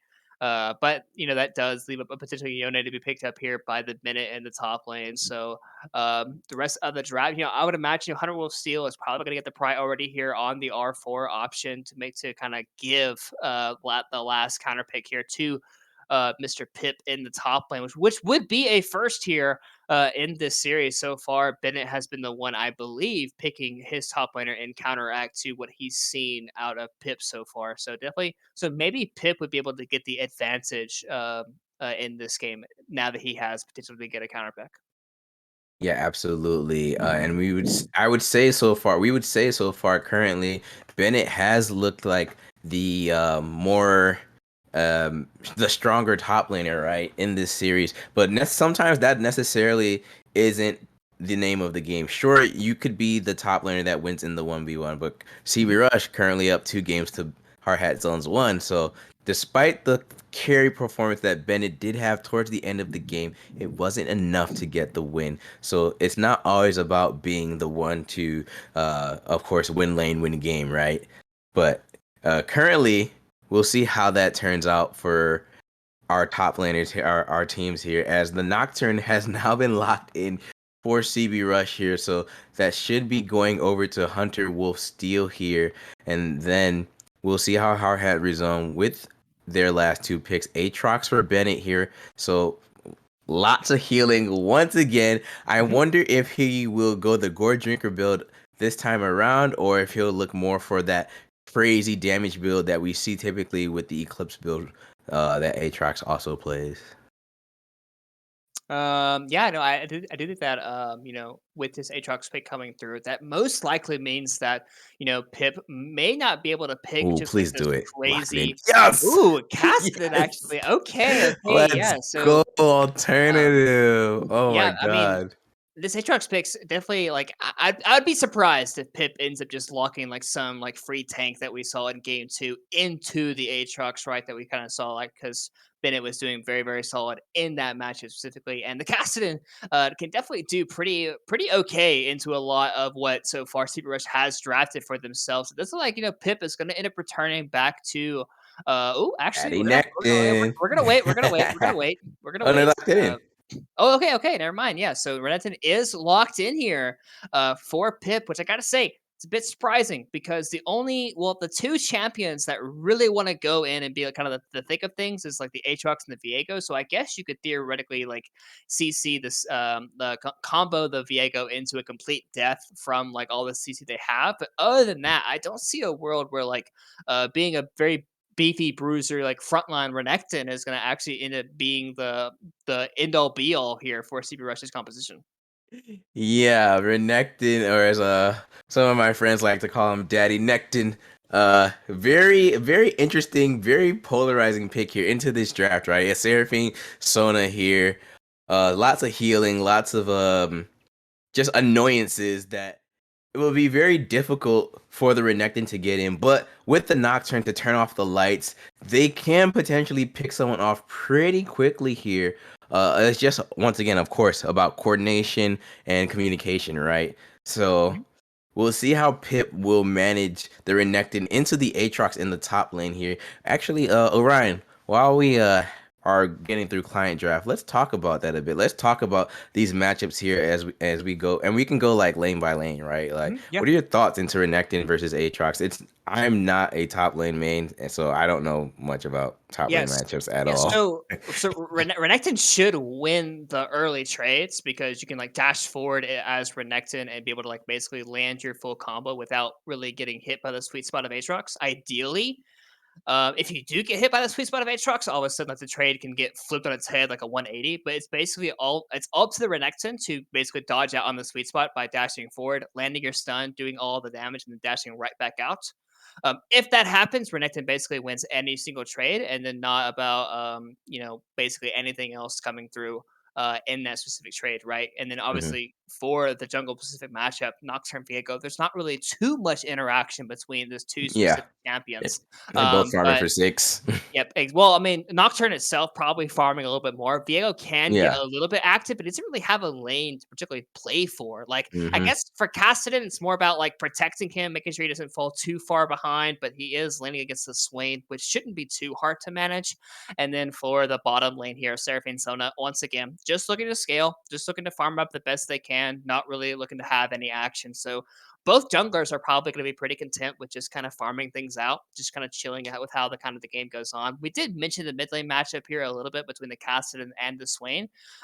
Swain doesn't really have too much kill pressure really into anyone, so Cassidy kind of just gets the free farm, especially early. You can have some gank set up onto the Cassidy with the Nocturne, but that does mean if the Nocturne does look for mid ganks, he's not actually farming or like clearing his camps, getting XP, like continuous XP going. So that could be not necessarily as good of a play as particularly usual. And then obviously, like we mentioned for the bot lane, Seraphine Sona, you're only looking to scale. Misfortune Tarek, you can have some kill threat, especially onto the very low HP Sona. Probably Hmm. the weakest champ in the game, level 1. So if you're able to land the slow into the Tarek stun, it definitely can potentially result in a death if the Sona is not careful. So I think for team fights, obviously you're looking at like Hard Hat Zone, like just kind of group up together with the Sona Seraphine and the Aatrox, kind of just stand on top of each other to where even if the Nocturne is looking to ulti, yes, he'll have the Tark ulti ideally on top of him, so he might not be the easiest champion to kill. But as long as you kite away from the Misfortune, you don't get bullet time. You can wait away the Tark ultimate, kill him, and then proceed with the rest of the team fight. And honestly, Kassadin is just going to be a nuisance in a lot of these team fights to the Misfortune really, because Misfortune is going to want to sit still and pop her bullet time. Well, you can't really sit still and bullet time someone if you're getting one shot by Cassidy. So with all that analysis you just gave me, Orion, who's winning game 4? I honestly, any composition that has Seraphine and like another enchanter is just so easy to play that I really want to go with Hard Hat Zone. But I do think that CP Rush has been playing much better in this series as a whole throughout all 4 games. So I am going to give this game to Hard Hat Zone, but I would not be surprised if CBR actually kind of pulls this one out because they do have some playmaking with the Nocturne and also the kind of the Targ ultimate to come down to kind of have like a saving grace type situation. So if this Nocturne gets ahead early, you can definitely start just like rampaging through that backline with the Seraphine Sona because it's not like those two champions cannot stop a Nocturne with the W spell shield, also with the Target ultimate on top of them. It's just not possible. Yeah, and I was hoping you picked CV Rush so that way I could pick Hard Hat Zone. Be like, because Blue Side keeps winning, so I wanted to be like, I'm just gonna pick Blue Side because Blue Side's kept winning. But you flipped it on me. You went with Hard Hat Zone. I'm still gonna go with Hard Hat Zone anyway, just because. Well, part of that is Blue Side's been winning, but also the Seraphine combo and their draft is, I think it's a little bit better in terms of how you can pilot this combo that Hard Hat Zone has. Not to say that CB Rush can't pilot theirs either, but just yeah, Seraphine. It's a Seraphine angle. I'm not even gonna lie, it's Seraphine. It's Seraphine, guys. I'm sorry, I just can't vote against her. That's true. If they lose, cool, but if they don't, it's Seraphine. So for me, that's the reasoning why I'm choosing Hard Hat Zone.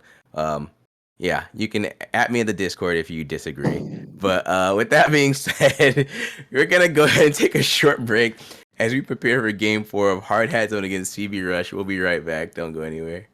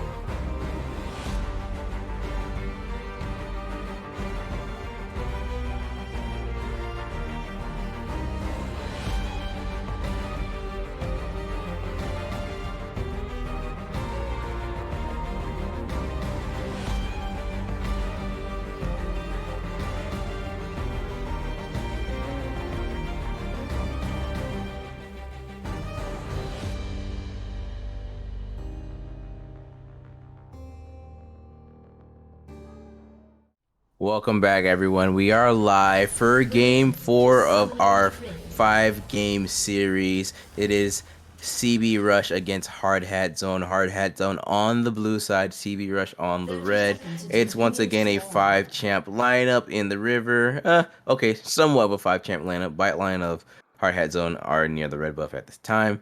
But Orion, you know the drill. Yep. Once again, everyone's summer spells and runes. Everything looks, relatively simple. It does look like, retroflexion, instead of going for like more of a laning spell, is actually going for the glacial augments on the Seraphine here. Something that only really works when you land the E or you land the ultimate, because you have to actually just to make sure that you actually see somebody to come through. So it is interesting. I do think that it's actually pretty good into like champions like Nocturne, like Renekton, like champions that are like want to get on top of you and diving you, right? Because you get the damage buffer to come through. Unfortunately for you, it actually doesn't work for you. It only works for like your teammates. So if they're one-shotting Seraphine, it doesn't actually apply any of the damage debuff to apply, right? So. We will have to wait and see if that does actually come into play. So less of a laning rune, more of a just like actually playing for her team a little bit more. Yeah, absolutely. As once again, both junglers starting on the bottom side of the map here. And now we got some pretty cool skins this time. You know, the King Viego skin. I do not know what Kassadin skin that is, so I did get a chance to see it. Yeah, I don't know either, actually. I've never seen that skin. I wonder if it's an old one, It could be. like a legacy skin. Maybe someone in Twitch chat knows.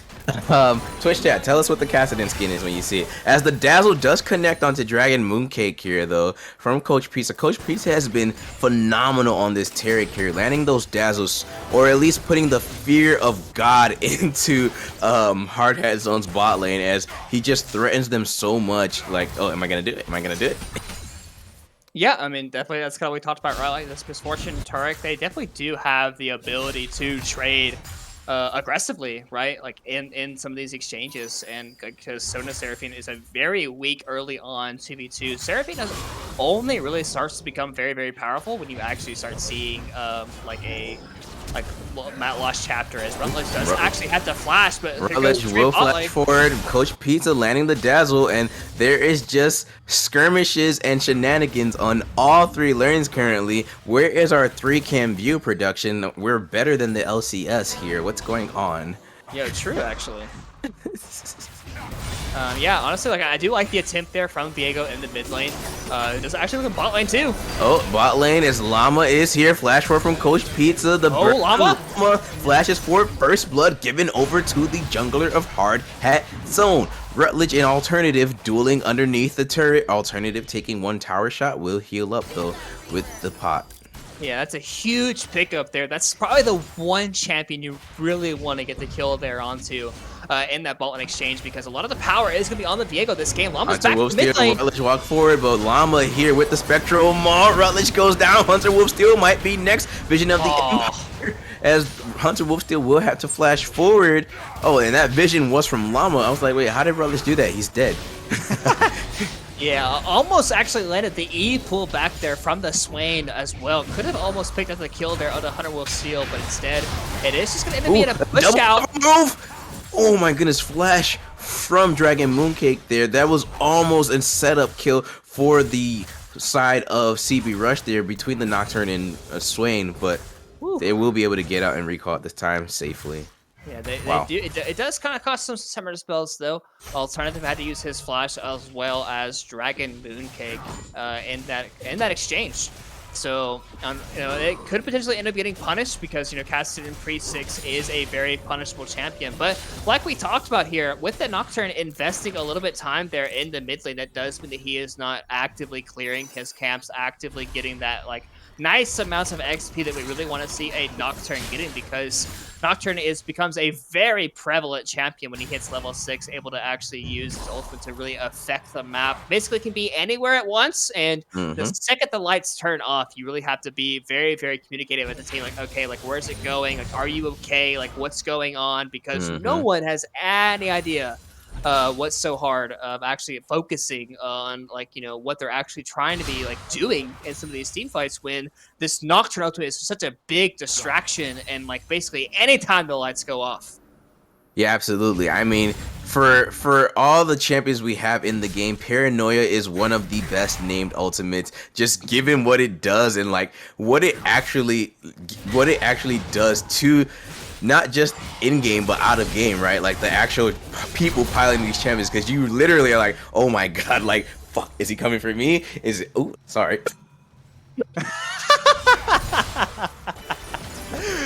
Oh man, you know, it's fine, you know. It's extreme, and that's why it's called Paranoia. That is true. I mean, you know, sometimes you just end up getting like, you get screwed out of a situation, right? Like, it's just another way of saying that term.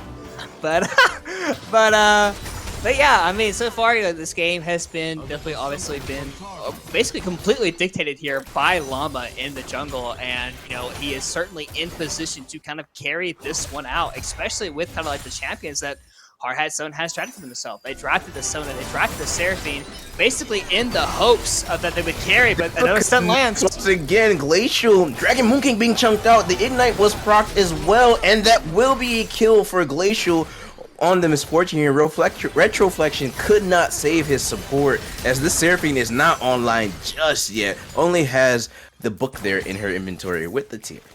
Yeah, definitely a very nice pick there onto the bot side there, because we talked about like how weak Sona is in the early stages of the game. This champion is by far like, in my opinion, the weakest champion in terms of like her overall resistance and her health. There's just not much the champion can do. And even though Taric and Misfortune are not known for their 2v2 potential, the slow into the stun there's able to be just enough, especially with the exhaust and the flash still being on cooldown there from previous exchanges. So well done by Glacial and Coach Pizza trying to find an avenue right back into this game. Yeah, trying to find a way right back into this game. Currently, Inferno Drake is on the board here. Hunter Wolf Steel now with active Paranoia level 6. Viego as well, that Heartbreaker. And Viego currently pathing towards this river here. He might look for a play onto Rutledge here, but the Scuttle should spot him out, or the Vision that was, and he will clear it out. Will now spot Dragon or Coach Pizza there in the bush. Lots of pinks coming out. They want to try and punish this Taric here, but his bot lane was not able to respond in time. Coach Pizza now goading Llama into a bad trade. The Paranoia with the bullet time connects, and the jungler for Hard Hat Zone is down. Well, easy coordinated play from CB Rush. Yep, there's the power, right, of the Paranoia. Able to get on your target and basically one-shot him almost immediately. Actually, Pip does get pulled back here, but Bennett is going to be on cooldown. Not able to chase that one out for the rest for a continuation of a kill there, unfortunately for him. But Glacial getting that level 6 advantage here before Retroflexion and Dragon Mooncake. Either of them were able to hit level 6 and were able to punish the Viego in that position. That's the power of the Nocturne. And now that the Nocturne has gotten level 6 and gotten that kill, definitely gotta start to looking to get those ultimate hunter stacks to be very, very aggressive in that exchange. Retroflexion might get a kill here. Oh, Retroflexion, but the Encore connects. Glacial will retreat. The exhaust as well will have to flash. Retroflexion flashes. They're chunking this 80s carry down. Coach Pizza trying to do the best he can to keep his carry alive, but he cannot. Crescendo from Dragon Mooncake as well as the beat drop. Coach Pizza stunned up, will have to flash away. They're looking for a poke from Mooncake. Does not take down Coach Pizza. The Taric lives. Glacial does not. 1-0 for the bot lane of Hard Hat Zone. Oh, and Xernian said that is the Christmas skin that Cassidon is wearing. To be specific, it is Festival Cassidon. Yeah, he definitely does look kind of like a Christmas tree, doesn't it? Kind of like a little topper thing on his head, right? Mm-hmm. Like, that's kind of like what I saw, at least. But yeah, I mean, I do think that, you know, that bot lane trade there, yeah, Glacial just walking too forward aggressively for really no reason at all. Tarek still only level 5, not able to provide that overall net of protection there to really keep him alive in that situation. So nice punish there by Retroflexion, recognizing that, hey, I could just land the ultimate here and start doing a lot of damage as Bennett is in trouble. Bennett is in trouble as Pip and Hunter Wolf still connect. The fear from the Nocturne there, and Bennett just taken down not once again, for the first time actually, as CB Rush are now just running ragged all over this rift here. Hard Hat Zone find themselves in quite a disarray. What was Alternative doing? Oh, he has the Rift Walker there, so he's okay. We'll just be able to dash right back over the wall. I was very scared for him. I was like, what are you doing? Yeah, definitely doing a nice job there. Once again, getting a nice little punish there. Llama thought that he was the one getting the wraparound there onto Pip, but Pip is, ooh, actually forces the flash. Oh, gets it anyways. Pip flashes forwards with the slice and dice. Alternative goes down. And for the Renekton Doubters, currently 2-0-1. Yeah, definitely doing a very nice job here up in this top lane overall. You know, I do think that obviously, you know, this game is definitely going very well in the favor of, you know, CB Rush here in this extent, but you got to think that the fact that Hard Hat Zone definitely feels like they're just kind of forcing, right? We saw last game the overall scaling potential of your team. Like this game, you have a Cassidon, you have a Seraphine, you have a Sona. There's no real reason to be very active on the map trying to make plays, but instead they're being very persistent. Retroflexion will dodge the dazzle, but the Encore from Coach Pizza is not dodged. Cosmic Radiance does land, and there is immunity for him, but the Spectrum Wall connects. This Taric should be going down here, and they will give the kill over to the Seraphine to try and accelerate her gold and get the Seraphine aligned, because she is quite behind currently, as Hunter Wolfsteel just walked down Bennett in a 1v1. Llama now trying to take out Glacial, but can he do it underneath his turret? Currently, no. There are plenty of minions here. Glacial should opt. No, he doesn't even have enough time to use the bullet time to clear the minions out. He knows he's gonna die. Oh, but the kill goes over to the Sona instead. Not the one you want to give it to, but at least they got the kill without any losses. Yeah, definitely. Obviously, pretty not necessarily opportune to pick up that kill there onto the overall to the Sona, but still picking up a couple of kills, denying some XP and overall gold onto Glacial is obviously going to be a win here for Hardhead Zone. And still, I mean, they're obviously still doing some very well. They're still scaling up very, very nicely, but they're still trying to make proactive plays. And Nocturne is looking top lane, it seems. Oh, there's that paranoia once again. I was wondering where it was, and there it is. Hunter Wolf still is here. Pip uses the dominance there. Slice. There's the dice. Bennett is dead. Hey, 0-3 and 0 on this Aatrox right now. You know what? They have identified a couple of win conditions. CB Rush. Do not allow Bennett to get ahead. Do not allow Pip to be put on this island here where Bennett has, of course, has been winning the 1v1 matchup. They are giving Pip the resources not to be the carry, but more so to deny Bennett from being an effective side laner that he would be later in the mid game if he was allowed in this vacuum against Pip. Yeah, absolutely. No, Bennett definitely has had a very solid series overall, but Llama's getting caught out. Llama's getting caught out. The Dazzle Bullet time combo does not do much as the Heartbreaker did allow Llama to get out of dodge there, but that cooldown is now out of use, and this Mountain Drake is spawning here. So will Hardhat Zone look to contest? As the Dazzle connects, Coach Bisa retroflexion so far forward. Short your support is there, but you have to understand you are a Seraphine that could be chunked out at a moment's notice. Luckily, only having to actually had to expend both summoners as Pip and Bennett now find themselves dueling in the top lane once again. Bennett, you wouldn't think he was 0-3 and 0 as he shows no fears, just walking in front of that Renekton without any disregard to like the discrepancy right now in terms of levels or items. Yeah, I mean, Aatrox definitely can still like somewhat trade back into Renekton, but yeah, there's a big item difference there in that top lane matchup with the Core Drinker, with the even the anti-heal item coming through with the Executioners. Like, yeah, it's 25%, but still 25% this early can somewhat be effective. And when you are this far ahead on the Renekton, like buying the anti-heal item doesn't necessarily feel as bad as it typically would in terms of just trying to buy like 15 AD, right? So I do think that, obviously, it is still okay. Obviously, Hardhat Zone is still scaling. So even though that CB Rush is up three grand or 3,000 gold, it definitely isn't completely over here with some of the fail safes they have in the Seraphine, the Sona, and especially this level 16 Cassin that's going to be coming up here in about 15 minutes or so. Absolutely, but for CB Rush, they are currently doing everything right. They are accelerating, trying to get this early game snowball rolling as quickly as possible due to the scaling, due to the timer that Hardhat Zone are currently playing against, not in their favor, and so far it's working out pretty well for them. As you can tell, there are mythics on everyone on CB Rush except for the Taric.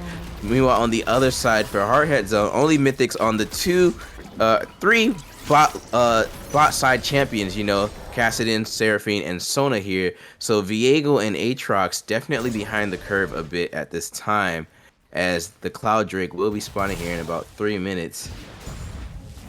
Yep, it's definitely probably going to be, it's definitely looking like a very early soul point potential here for CB Rush. And that's definitely one way to kind of alleviate the scaling problem, right? Because if you accelerate the game to the fact that, because Kassadin wants to hit that level 16. He has now hit level 11, which is a big spike for him. But the real spike comes at that level 16 marker, like everyone knows. So if you allow him to reach that point, then obviously Cassadin is going to be a menace. But if you accelerate the game to a point where his level 16 never comes, or his level 16 is just kind of irrelevant, then it definitely becomes a lot easier to play the game as the game does progress. Is level 16 Kassadin ever irrelevant? Well, I mean, if you're down 10,000 gold and it's like Elder Dragon, then yes, I do think it is. Okay. But like, if you let him just slowly kind of keep the game even and just slowly start to just kind of spiral out of control, then obviously the Kassadin is going to take over this game if like left unchecked. Because if you look at the CC on the side of CB Rush, right, it's very minimal. You only have a Renekton point and click, you have the Hmm. Nocturne E, but all the CC is very kind of situational. It's not Yeah. particularly that great at keeping Hmm. Cassidy locked down for a long period of time.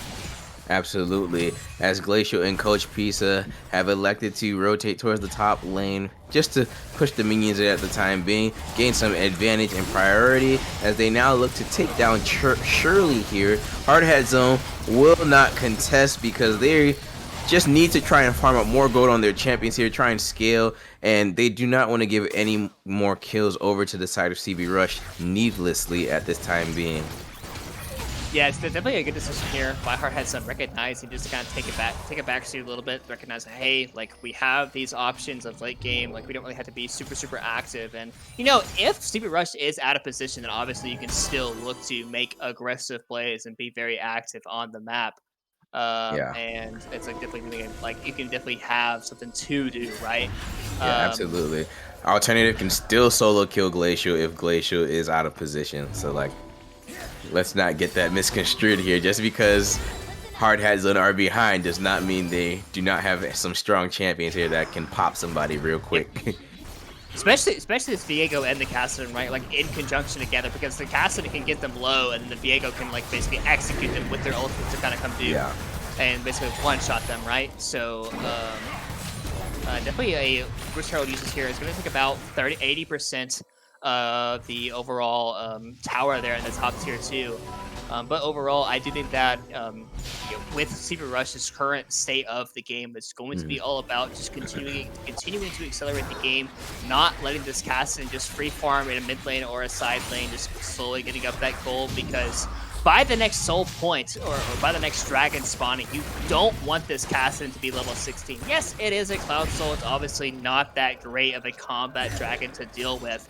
It's still very good for champions like Renekton, like Swain, even the Nocturne, personally, just to stay on top of their targets that much easier and just be able to really decimate them, especially the Seraphine and the Sona in this bot side of the map. Yeah, exactly. Seraphine and Sona still scaling up, still trying to gain and accumulate as much gold as possible. As we see CB Rush working on this Cloud Drake here, they will now be on Soul Point. Hard Hat Zone choosing not to contest this Drake once again. Just you see Seraphine and Sona right there, clearing up the Krugs together, trying to get her as much gold as possible because she's only on an item and a half currently at this time. So it's Glacial though. I mean, but I feel like if we take a look at gold actually, let's see here. So taking a look at the gold between all of our wow, look at the gold difference, Orion. Yep, it's definitely a pretty major top gap, and honestly just top half of the map gap, really, for CB Rush, specifically in Renekton and the Nocturne here. Definitely sitting at about really close to 2,000 gold a piece here in this lead. It's basically that really is like all of their gold lead, right? Yeah, Misfortune does have a lead over the Seraphine in the bottom side of the map, but overall, it's definitely not just a gigantic gap that Seraphine can't necessarily deal with as this game does progress. But a potential play here onto Pip that could end up being a nice little play. Nocturne is in the area, though. This could be a 4 versus 2. This is going to be a 4 versus 2. As the Paranoia comes out, we see Hunter Wolf Steel on the Kassadin, who will have to flash away. The Encore connects. Pip, though, 1v3 will flash over. Was looking for Alternative, who Rift walks away. Alternative on death's door, and now he has backup here. The bullet time connects, but it goes wide. Cosmic Radiance has been procced here, and 2 go down so far for Hard Hat Zone. Retroflexion goes down as well. That is 3 for none, and CB Rush have found an excellent fight. Alternative will escape, but has to burn his TP and to get away. CB Rush, will they rotate towards the Baron here? The answer is going to be yes. Yeah, they definitely should be. They have a lot of sustain. They're not really under any pressure, really, not to do this. Aatrox is going towards the bottom side of the map. Kassadin is catching that top wave. And we just had a conversation about how Hard Hat Zone doesn't really have to do anything. They're very content with just scaling up, but instead they try to go onto Renekton when a Nocturne is in the game. And this Renekton is actually very tanky. He's 3-0. He is not easy to kill by any means. Survived such a long period of time here able to buy just enough time for Glacier to show up here with a massive bullet time over the top here, landing so much damage and doing just a lot of damage over the top there to end up picking up 2 kills there, chasing down Retroflexion as well to pick up a 3rd, and now it is CB Rush's game just to completely control. And at this point, I don't think scaling is going to be enough because of the decisions that Hardhat Zone have made in this game. Absolutely, Orion. And the kill score is only 5 to 10 at this time. But I mean, in these low kill score games like this, sometimes it doesn't even matter. It's just the fact that there's so much gold now on your opponent's side. It becomes that much harder for you to find a way back into this game. Luckily for Hardhat Zone, Objective Bounty Gold is on the map. There are still plenty of tier 1 turrets as well for them that they can take, but they just have to try to find a way to get these turrets down. And I mean, you said it was a very bad pick that they looked for on Pip there, but what else can Hardhat Zone do to try and find a way back into this game? Like, besides obviously letting these minions come to them and like slow pushing or freezing even in the side lanes, because CB Rush obviously will not let them with the time they have and the pressure they have. Yeah, like, honestly, there it is again. You see Pip? Yeah, at this point, it's really going to be up to the fact that if CB Rush actually makes a mistake, right? Because, like, ganking Pip on the side lane is just not going to actually be all that effective because he's just so very much tanky, and CB Rush is going to actually end up taking a lot of your base if you're not careful about it. So definitely, it's definitely looking a bit doomed here for Hardhat Zone. It's going to be up to CB Rush, like I said, just go too far, or maybe not end the game as aggressive as they'd like to, because yes, you do have all the scaling to come through, but Alternative is only level 13. Retroflexion has only hit the 2-item spike, really, so he's not going to provide that much overall utility. Same with the Sona. Sona, yes, you do have the Moonstone, but this damage is going to be piling on top of you. It's going to end up being too much if you overextend into a fight. Llama's going to be careful. Llama needs to be careful. Did find Coach Pizza in the bush there. Was able to dodge the dazzle. Will have to Heartbreaker away because the fear from Hunter Wolf Steel was almost proc there. Make it rain slows him down a bit. Will retreat, and CB Rush have complete control of this red side of the jungle here. And if we could just take a look at the vision that Hardhat Zone has currently, they do not have, look at how precarious it is for them to even walk and contest this, as the Drake has been activated. The bullet time comes out, will dissuade Llama from progressing any further. Pip starts to chase away the rest of Hardhat Zone. This Renekton by himself, and that will be Cloud Soul given over to CB Rush.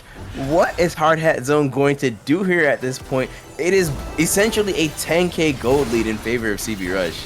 Yeah, it's just going to be about like making sure they can try to find something to do, right? They attempt on the Coach Pizza, but they use Retro's Flash and for Coach Pizza to also just flash away. So definitely, you know, I like the attempt, but unfortunately, you know, it is, you know, it's certainly like you kind of have to look for something, because like you were just ultimately like losing the game, right? And you're slowly losing the overall control of the base too. Look, thankfully they don't really have to do anything till about 2 minutes from now. So maybe in 2 minutes time, Cassidy can just get an inch closer and closer to 16.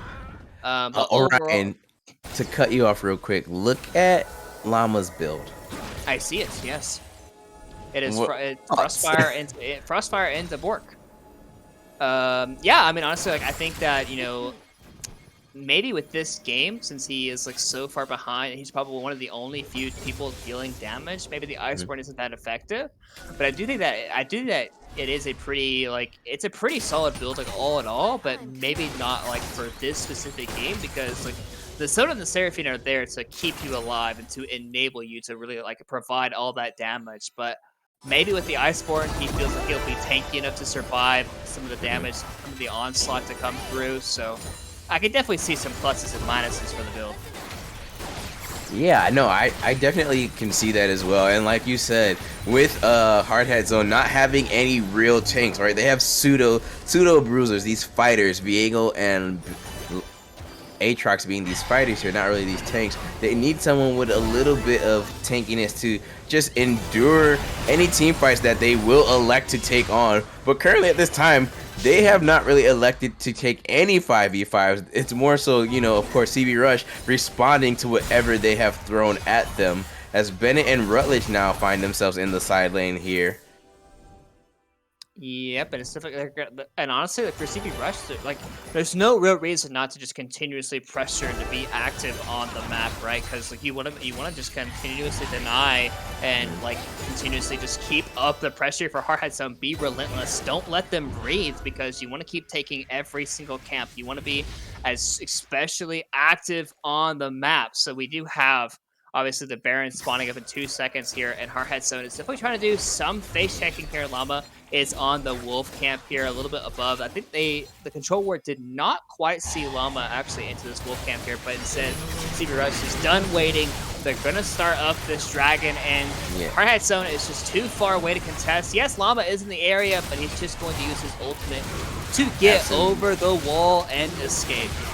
Yeah, absolutely. And Hardhead Zone, Llama letting his team know, hey, they're doing Baron. His team like, okay, there's nothing we can do about it right now. Let's have Bennett try and scale up a bit more. Of course, was able to get that tier 1 turret in the bot lane, so objective bounty gold on the board now for Hardhead Zone, but still plenty more to be claimed here, as we see Alternative, of course, working in that jungle there. He is level 15. I'm sorry, not Leandri. Zanya's has been bought, so he can look to chunk out one of the few members of CB Rush here, whether that be Glacial Coach Pizza or Hunter Wolf Steel.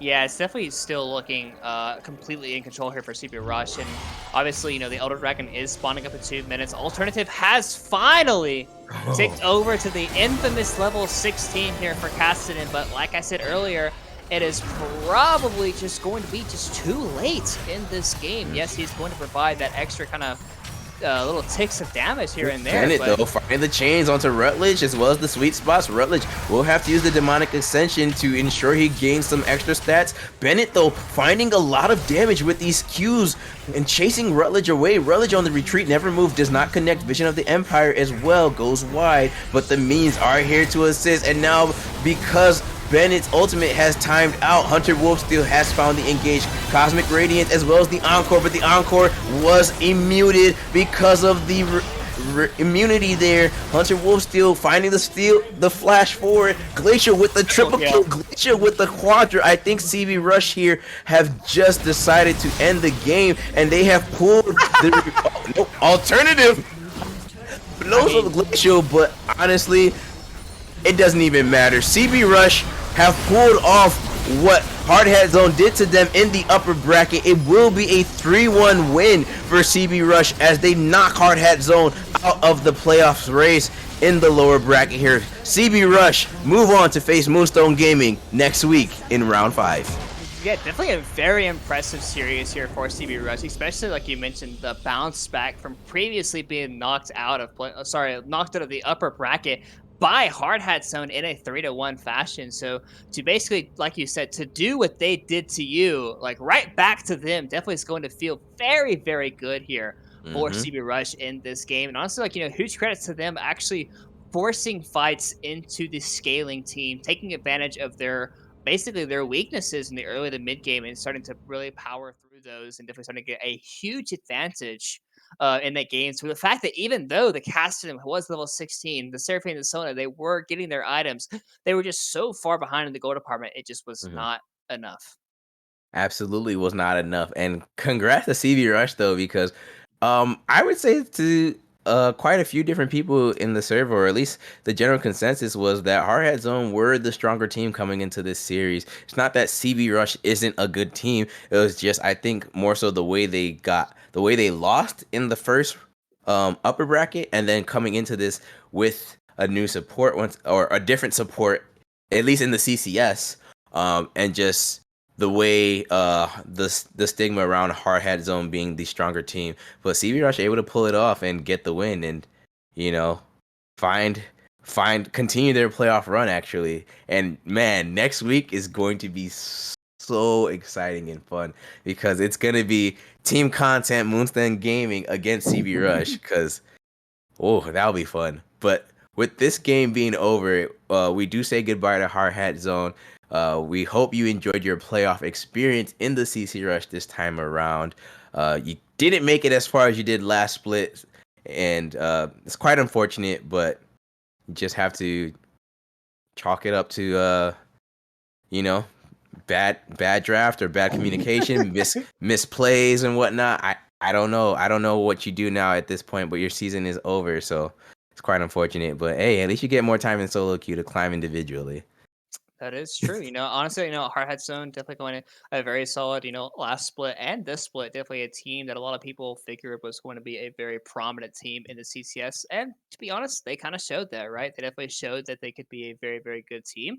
And unfortunately for them, they just kind of fell short tonight. And, CB Rush took advantage of, definitely do like some of the mistakes that they made throughout tonight and definitely did a really good job of just continuously making plays, especially in that game 4, right? Like Hardhead Zone just kept trying to make too many things happen when you had the scaling advantage, right? Like you have Cassidy, you have Seraphine Sona. There's no real reason to continuously look to make plays or be active on the map when you're most likely, if the game is even, you are most likely going to win just because of a champion difference past 25 minutes. Yeah, absolutely. But we'll be right back as we prepare for an interview with one of the CB Rush members and get their thoughts on how they felt about this series and whatnot. Don't go anywhere. We'll be right back.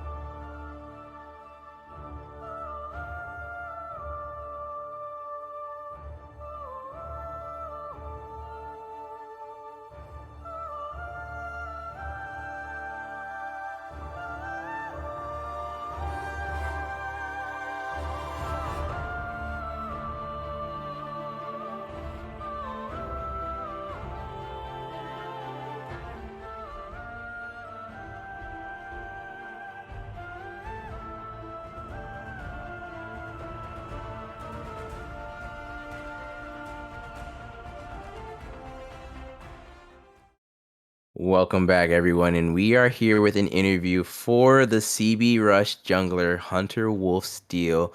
Hunter, Mr. Wolf, I'm just gonna call you that, or Mr. Yeah, Steel, or Wolf, Mr. Wolfgang Hunter. Hunter, One, whatever. two, Yeah. three. I'm because you got 3 phrases in your name. Congrats on the win, and how do you feel about your win now, knocking knocking Hard Hat Zone out after they did the same to you in the upper bracket?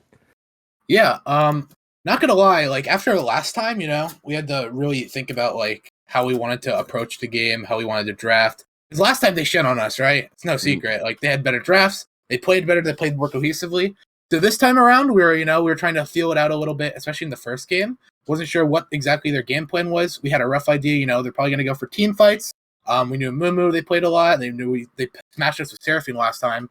So since then, up Seraphine Prio, and really wanted to play around the Amumu. Yeah, I think we showcased that. Absolutely, absolutely, indeed. Orion, any questions? I don't want to No, dominate the entire conversation here. No, yeah, sure. I think one of the things that we noticed a little bit that you were all basically the games that you were playing, the Wukong, and I think even the Hecarim game, like maybe more specifically the couple of the Wukong games you had, you were getting very strong leads early, like definitely like kind of steamrolling the game early to mid game, and you kind of it seemed like there was like a slowdown in your overall like ability to kind of continue to keep your foot on the gas pedal, just continuously looking to make plays, and it seemed like you were like farming less, especially in that game 2 loss specifically. It's kind of like more or less what I'm thinking about here. What do you think is the kind of the credit to the fact that was the fact that you guys were kind of like slowing down, not necessarily able to get as many plays, even though you were like basically very massive in that game 2 loss? Yeah. So I think in general the meta is slowing down a little bit. We've seen that, with like the hyper scaling AD carries, but now it's a little bit more, I think, mid game centric. I think a lot of teams have the idea that you can play it as like team fight and win. Split push isn't as good anymore. But we're very fortunate. Our top lane is really good at playing weak side, so I'm able to slow down a little bit because I don't feel as pressured to make a lot of plays. So the plays I'm going for, especially I think you showcased a lot in the Nocturne game. Like I didn't have full stacks until like the very last team fight. I'm just like on Ultimate Hunter. So I'm just sitting there chilling, just making sure my lane's ahead, my bot lane's winning, my mid lane's winning, my top lane's winning, and that's all I have to do. I don't have to step on the brakes. I can chill, I can farm, and I'm just gradually getting a lead. Another thing, another specific to this series, I felt their jungler wasn't that strong overall. So once we banned away some of the utility things, like game one, his build on Hecarim was a little bit troll. I don't think he played Hecarim well, so we didn't care as like a contested pick. We knew we could pick it. We knew we could just leave it open, and they probably weren't going to pick it again. So as soon as we took away the Amumu, some of the utility, then he started to like fall off. His Wukong didn't seem very great, and the Viego again, the build was also a little troll. It didn't really do a whole lot for them. They didn't really have a reset. They had more like a drain comp. So yeah, I think I'm allowed to just play slower overall. I don't have to go for like hyper aggressive, even though I can still play that style. It's more so like I'm allowed to slow down because my team is picking up a little bit more. Speaking of hyper aggressive, in your loss in game 2, you and Pip were the only ones at one point that had like kills on your team. You were, I believe, like 7-3. You were basically carrying your team with a lot of gold, but of course, you did not win that. What were your thoughts after that loss when you guys lost that? Also, why the R5 Vel'Koz? So I think if the fans know out there that R5 Vel'Koz, like just Vel'Koz in general, it's a special place in our heart, especially Rutledge. I think Vel'Koz was fine there. He did a lot of damage. He did the most in the game. I think generally though, I think he got picked a little bit too much early game. It wasn't really something I could really contest as much. So it Yeah. kind of snowballed the mid lead. Alternative's a very good player. We played around the entire series, made sure take away a lot of his his comfort picks and the ones we thought he could pop off on. Took Mhm. them away, so he was a little bit like neutered in that sense. Kassadin coming out in the last game, not as strong as the other ones, not going to come online as faster. So I think in general, that was one game where we just trolled a little bit mid. He got a lead, and then he was able to run with it. And like some engages were scuffed, especially the team fights. And then Aatrox just ended up also getting a lot of resets, and there wasn't as much we could do about that just because of the nature of our Trolled picks. a little bit mid. I would say the first 2 games was a little bit of troll in there from Mr. Rutledge there, walking into vision blind, getting picked off quite a few times. Um, I didn't want to ask too many questions about Rutledge because I feel like that's always a thing with CBR. But I will ask, like, when in those 2 games with those instances, like Rutledge was down 0-4, were you guys concerned as a team? Like, all right, bro, like this is kind of putting us in a bad position. Can you try and play a bit more safely, and how did you work around that as a Um, team? Yeah, I think we definitely were play a bit more safely, care a little bit because again, alternative is their pop off player. Yeah. We didn't feel it as much game one because like he sure we could say like he trolled a little bit maybe in the early game, but it Hmm. didn't feel as rough because he's playing Ari, so he was able to like rebound a lot. He didn't die as many times as he maybe could have, and he did his job at the end of the day. He And found Glacial picks. popped off as Yeah, well. Glacial. Yeah, he's insane. Don't doubt him. P3 God. But yeah, it didn't feel as bad game one. Game two, obviously, it felt way more noticeable because I think the fights we're taking were bad, and the way we team fought was bad. And the Ori was able to get a lot of damage off his shoe snowball. So I think it was a combination of that game two. But I wouldn't say it's like all on Rutledge at all. Like he played No, yeah, and especially game 3 and 4 on the Swain, he picked up a lot of the slack, mhm. started dealing damage. Absolutely. Orion, any last questions from you? I have one more question and then one like statement thing, and then that's it for me. But I wanted to give you the Yeah, opportunity to ask any yeah. last questions. Yeah, I guess like obviously, going into your next round opponent, Moonstone Gaming definitely has been kind of, up in the air with a lot of their drafts, kind of similar to Hard Hat Zone in a way where like I feel like Hard Hat Zone just kind of picks basically whatever they want in certain situations. They kind of just hope it Hmm. works. I also feel like Moonstone is very very similar team where they kind of just like they move around like people They in might like their play drafts. seriously this time now. Yeah, you never know, right? Like CB like the CB Rush definitely has been performing very well, so it definitely should be a pretty tough series. I mean, what's your overall like expectation kind of going into that series? So I know a few of the players on Moonstone, mainly No Attack. Played with him before in the past. Played against him a bunch. Nice guy, good dude. But I think some of his drafts can be just a bit troll. And I think the players they have like play some really random off meta stuff that it doesn't land all the time. And I think especially the case like sometimes you'll see it and you'll be like, what the heck is this? And they'll just lose. And you'll be like, what the heck is this? And they'll just win. So I think it just comes down to how they play. But we should be okay into it. I'm not that worried about it. I mean, we'll scout a little bit, see what random picks they're pulling out, but I'm not too worried. I think we'll have a good time. What's your score prediction? Um, Probably like a 3-1, like for CB Rush. I think. I think Okay. that we may end up losing a game because it can be so random and hard to predict. Our game Mhm. ones notoriously aren't the best always, but I think we'll still win. I think it'll be a good series though. It'll be a fun banger. Okay. And then that was actually going to be my last question, but since Orion asked it, my other last question is now, if you beat Moonstone Gaming, who would you rather face between Omega and Dog? So basically, who are you predicting to lose that matchup? Good question. I don't really know. I haven't paid the closest attention to them, maybe because they're like a little bit above. We haven't really had to worry about them too much yet. Mhm. I'm gonna say Omega though. I think Dog is like an organization that usually has like the resources and like is able to like pull something up, like to be able to like get stronger. But Mhm. I think Omega probably just maybe a slight weaker. I think they're both going to be good opponents regardless, but it may just be that little slight difference that makes them a little bit more able to win. Dog side. Gotcha. So sounds good. Oh, and tell Glacial that he has now equalized the number of teams from each group. So it all balanced it out. There's now 2 teams from every group still in the playoffs. Thanks, Glacial. I was trying to Nice. go for the content and you had to ruin it. Uh, But with that being said, Mr. Hunter, any last words or thoughts you want to say to the fans, to the haters? This is your time to do so now. Any shout outs as well? um, You want to shout out production? yeah. Shout out to the people in chat. Obviously, I think all of the people on CB have been really like insane. We've been playing really well, playing very cohesively. Um, Shout out to No Attack because it'll be a banger next week. And then I'll just speak real quick on our support situation. Obviously, it was really just a really weird situation that ended up coming up. And it's unfortunate. We ended up like I think blocking a bunch of us or unfriending us, so he's like long gone. Sucks. I like the guy, but Coach Pizza here. He's been a long time supporter of CB Rush from the stands, coming back out of retirement to help us out. He's someone to watch out for. Alrighty. Well, thank you so much for joining us today. Not today. Thank you for joining us tonight with this interview, Mr. Hunter. We really appreciate it. And congrats on the win once again. Good luck next week, or actually, like this Wednesday, unless you all reschedule. No, it'll probably be this Wednesday. I forgot how close it was. Okay, so good luck this Wednesday against Moonstone Gaming. It's gonna be plenty of great content.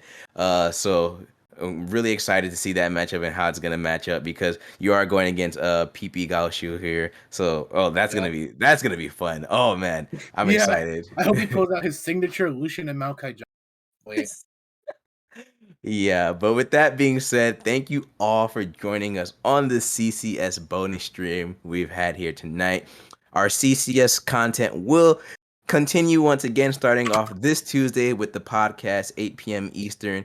Tune in for that. You definitely don't want to miss it. We got plenty of exciting guests that are going to be there. I'm And actually then, one of them. oh, you weren't supposed to tell them, but okay. Oh well. It's actually pizza. It's actually pizza. No, too late. So yeah, Hunter's on it, but he doesn't know who else is gonna be there yet. But they know who they are. Do not leak, at least yet, please.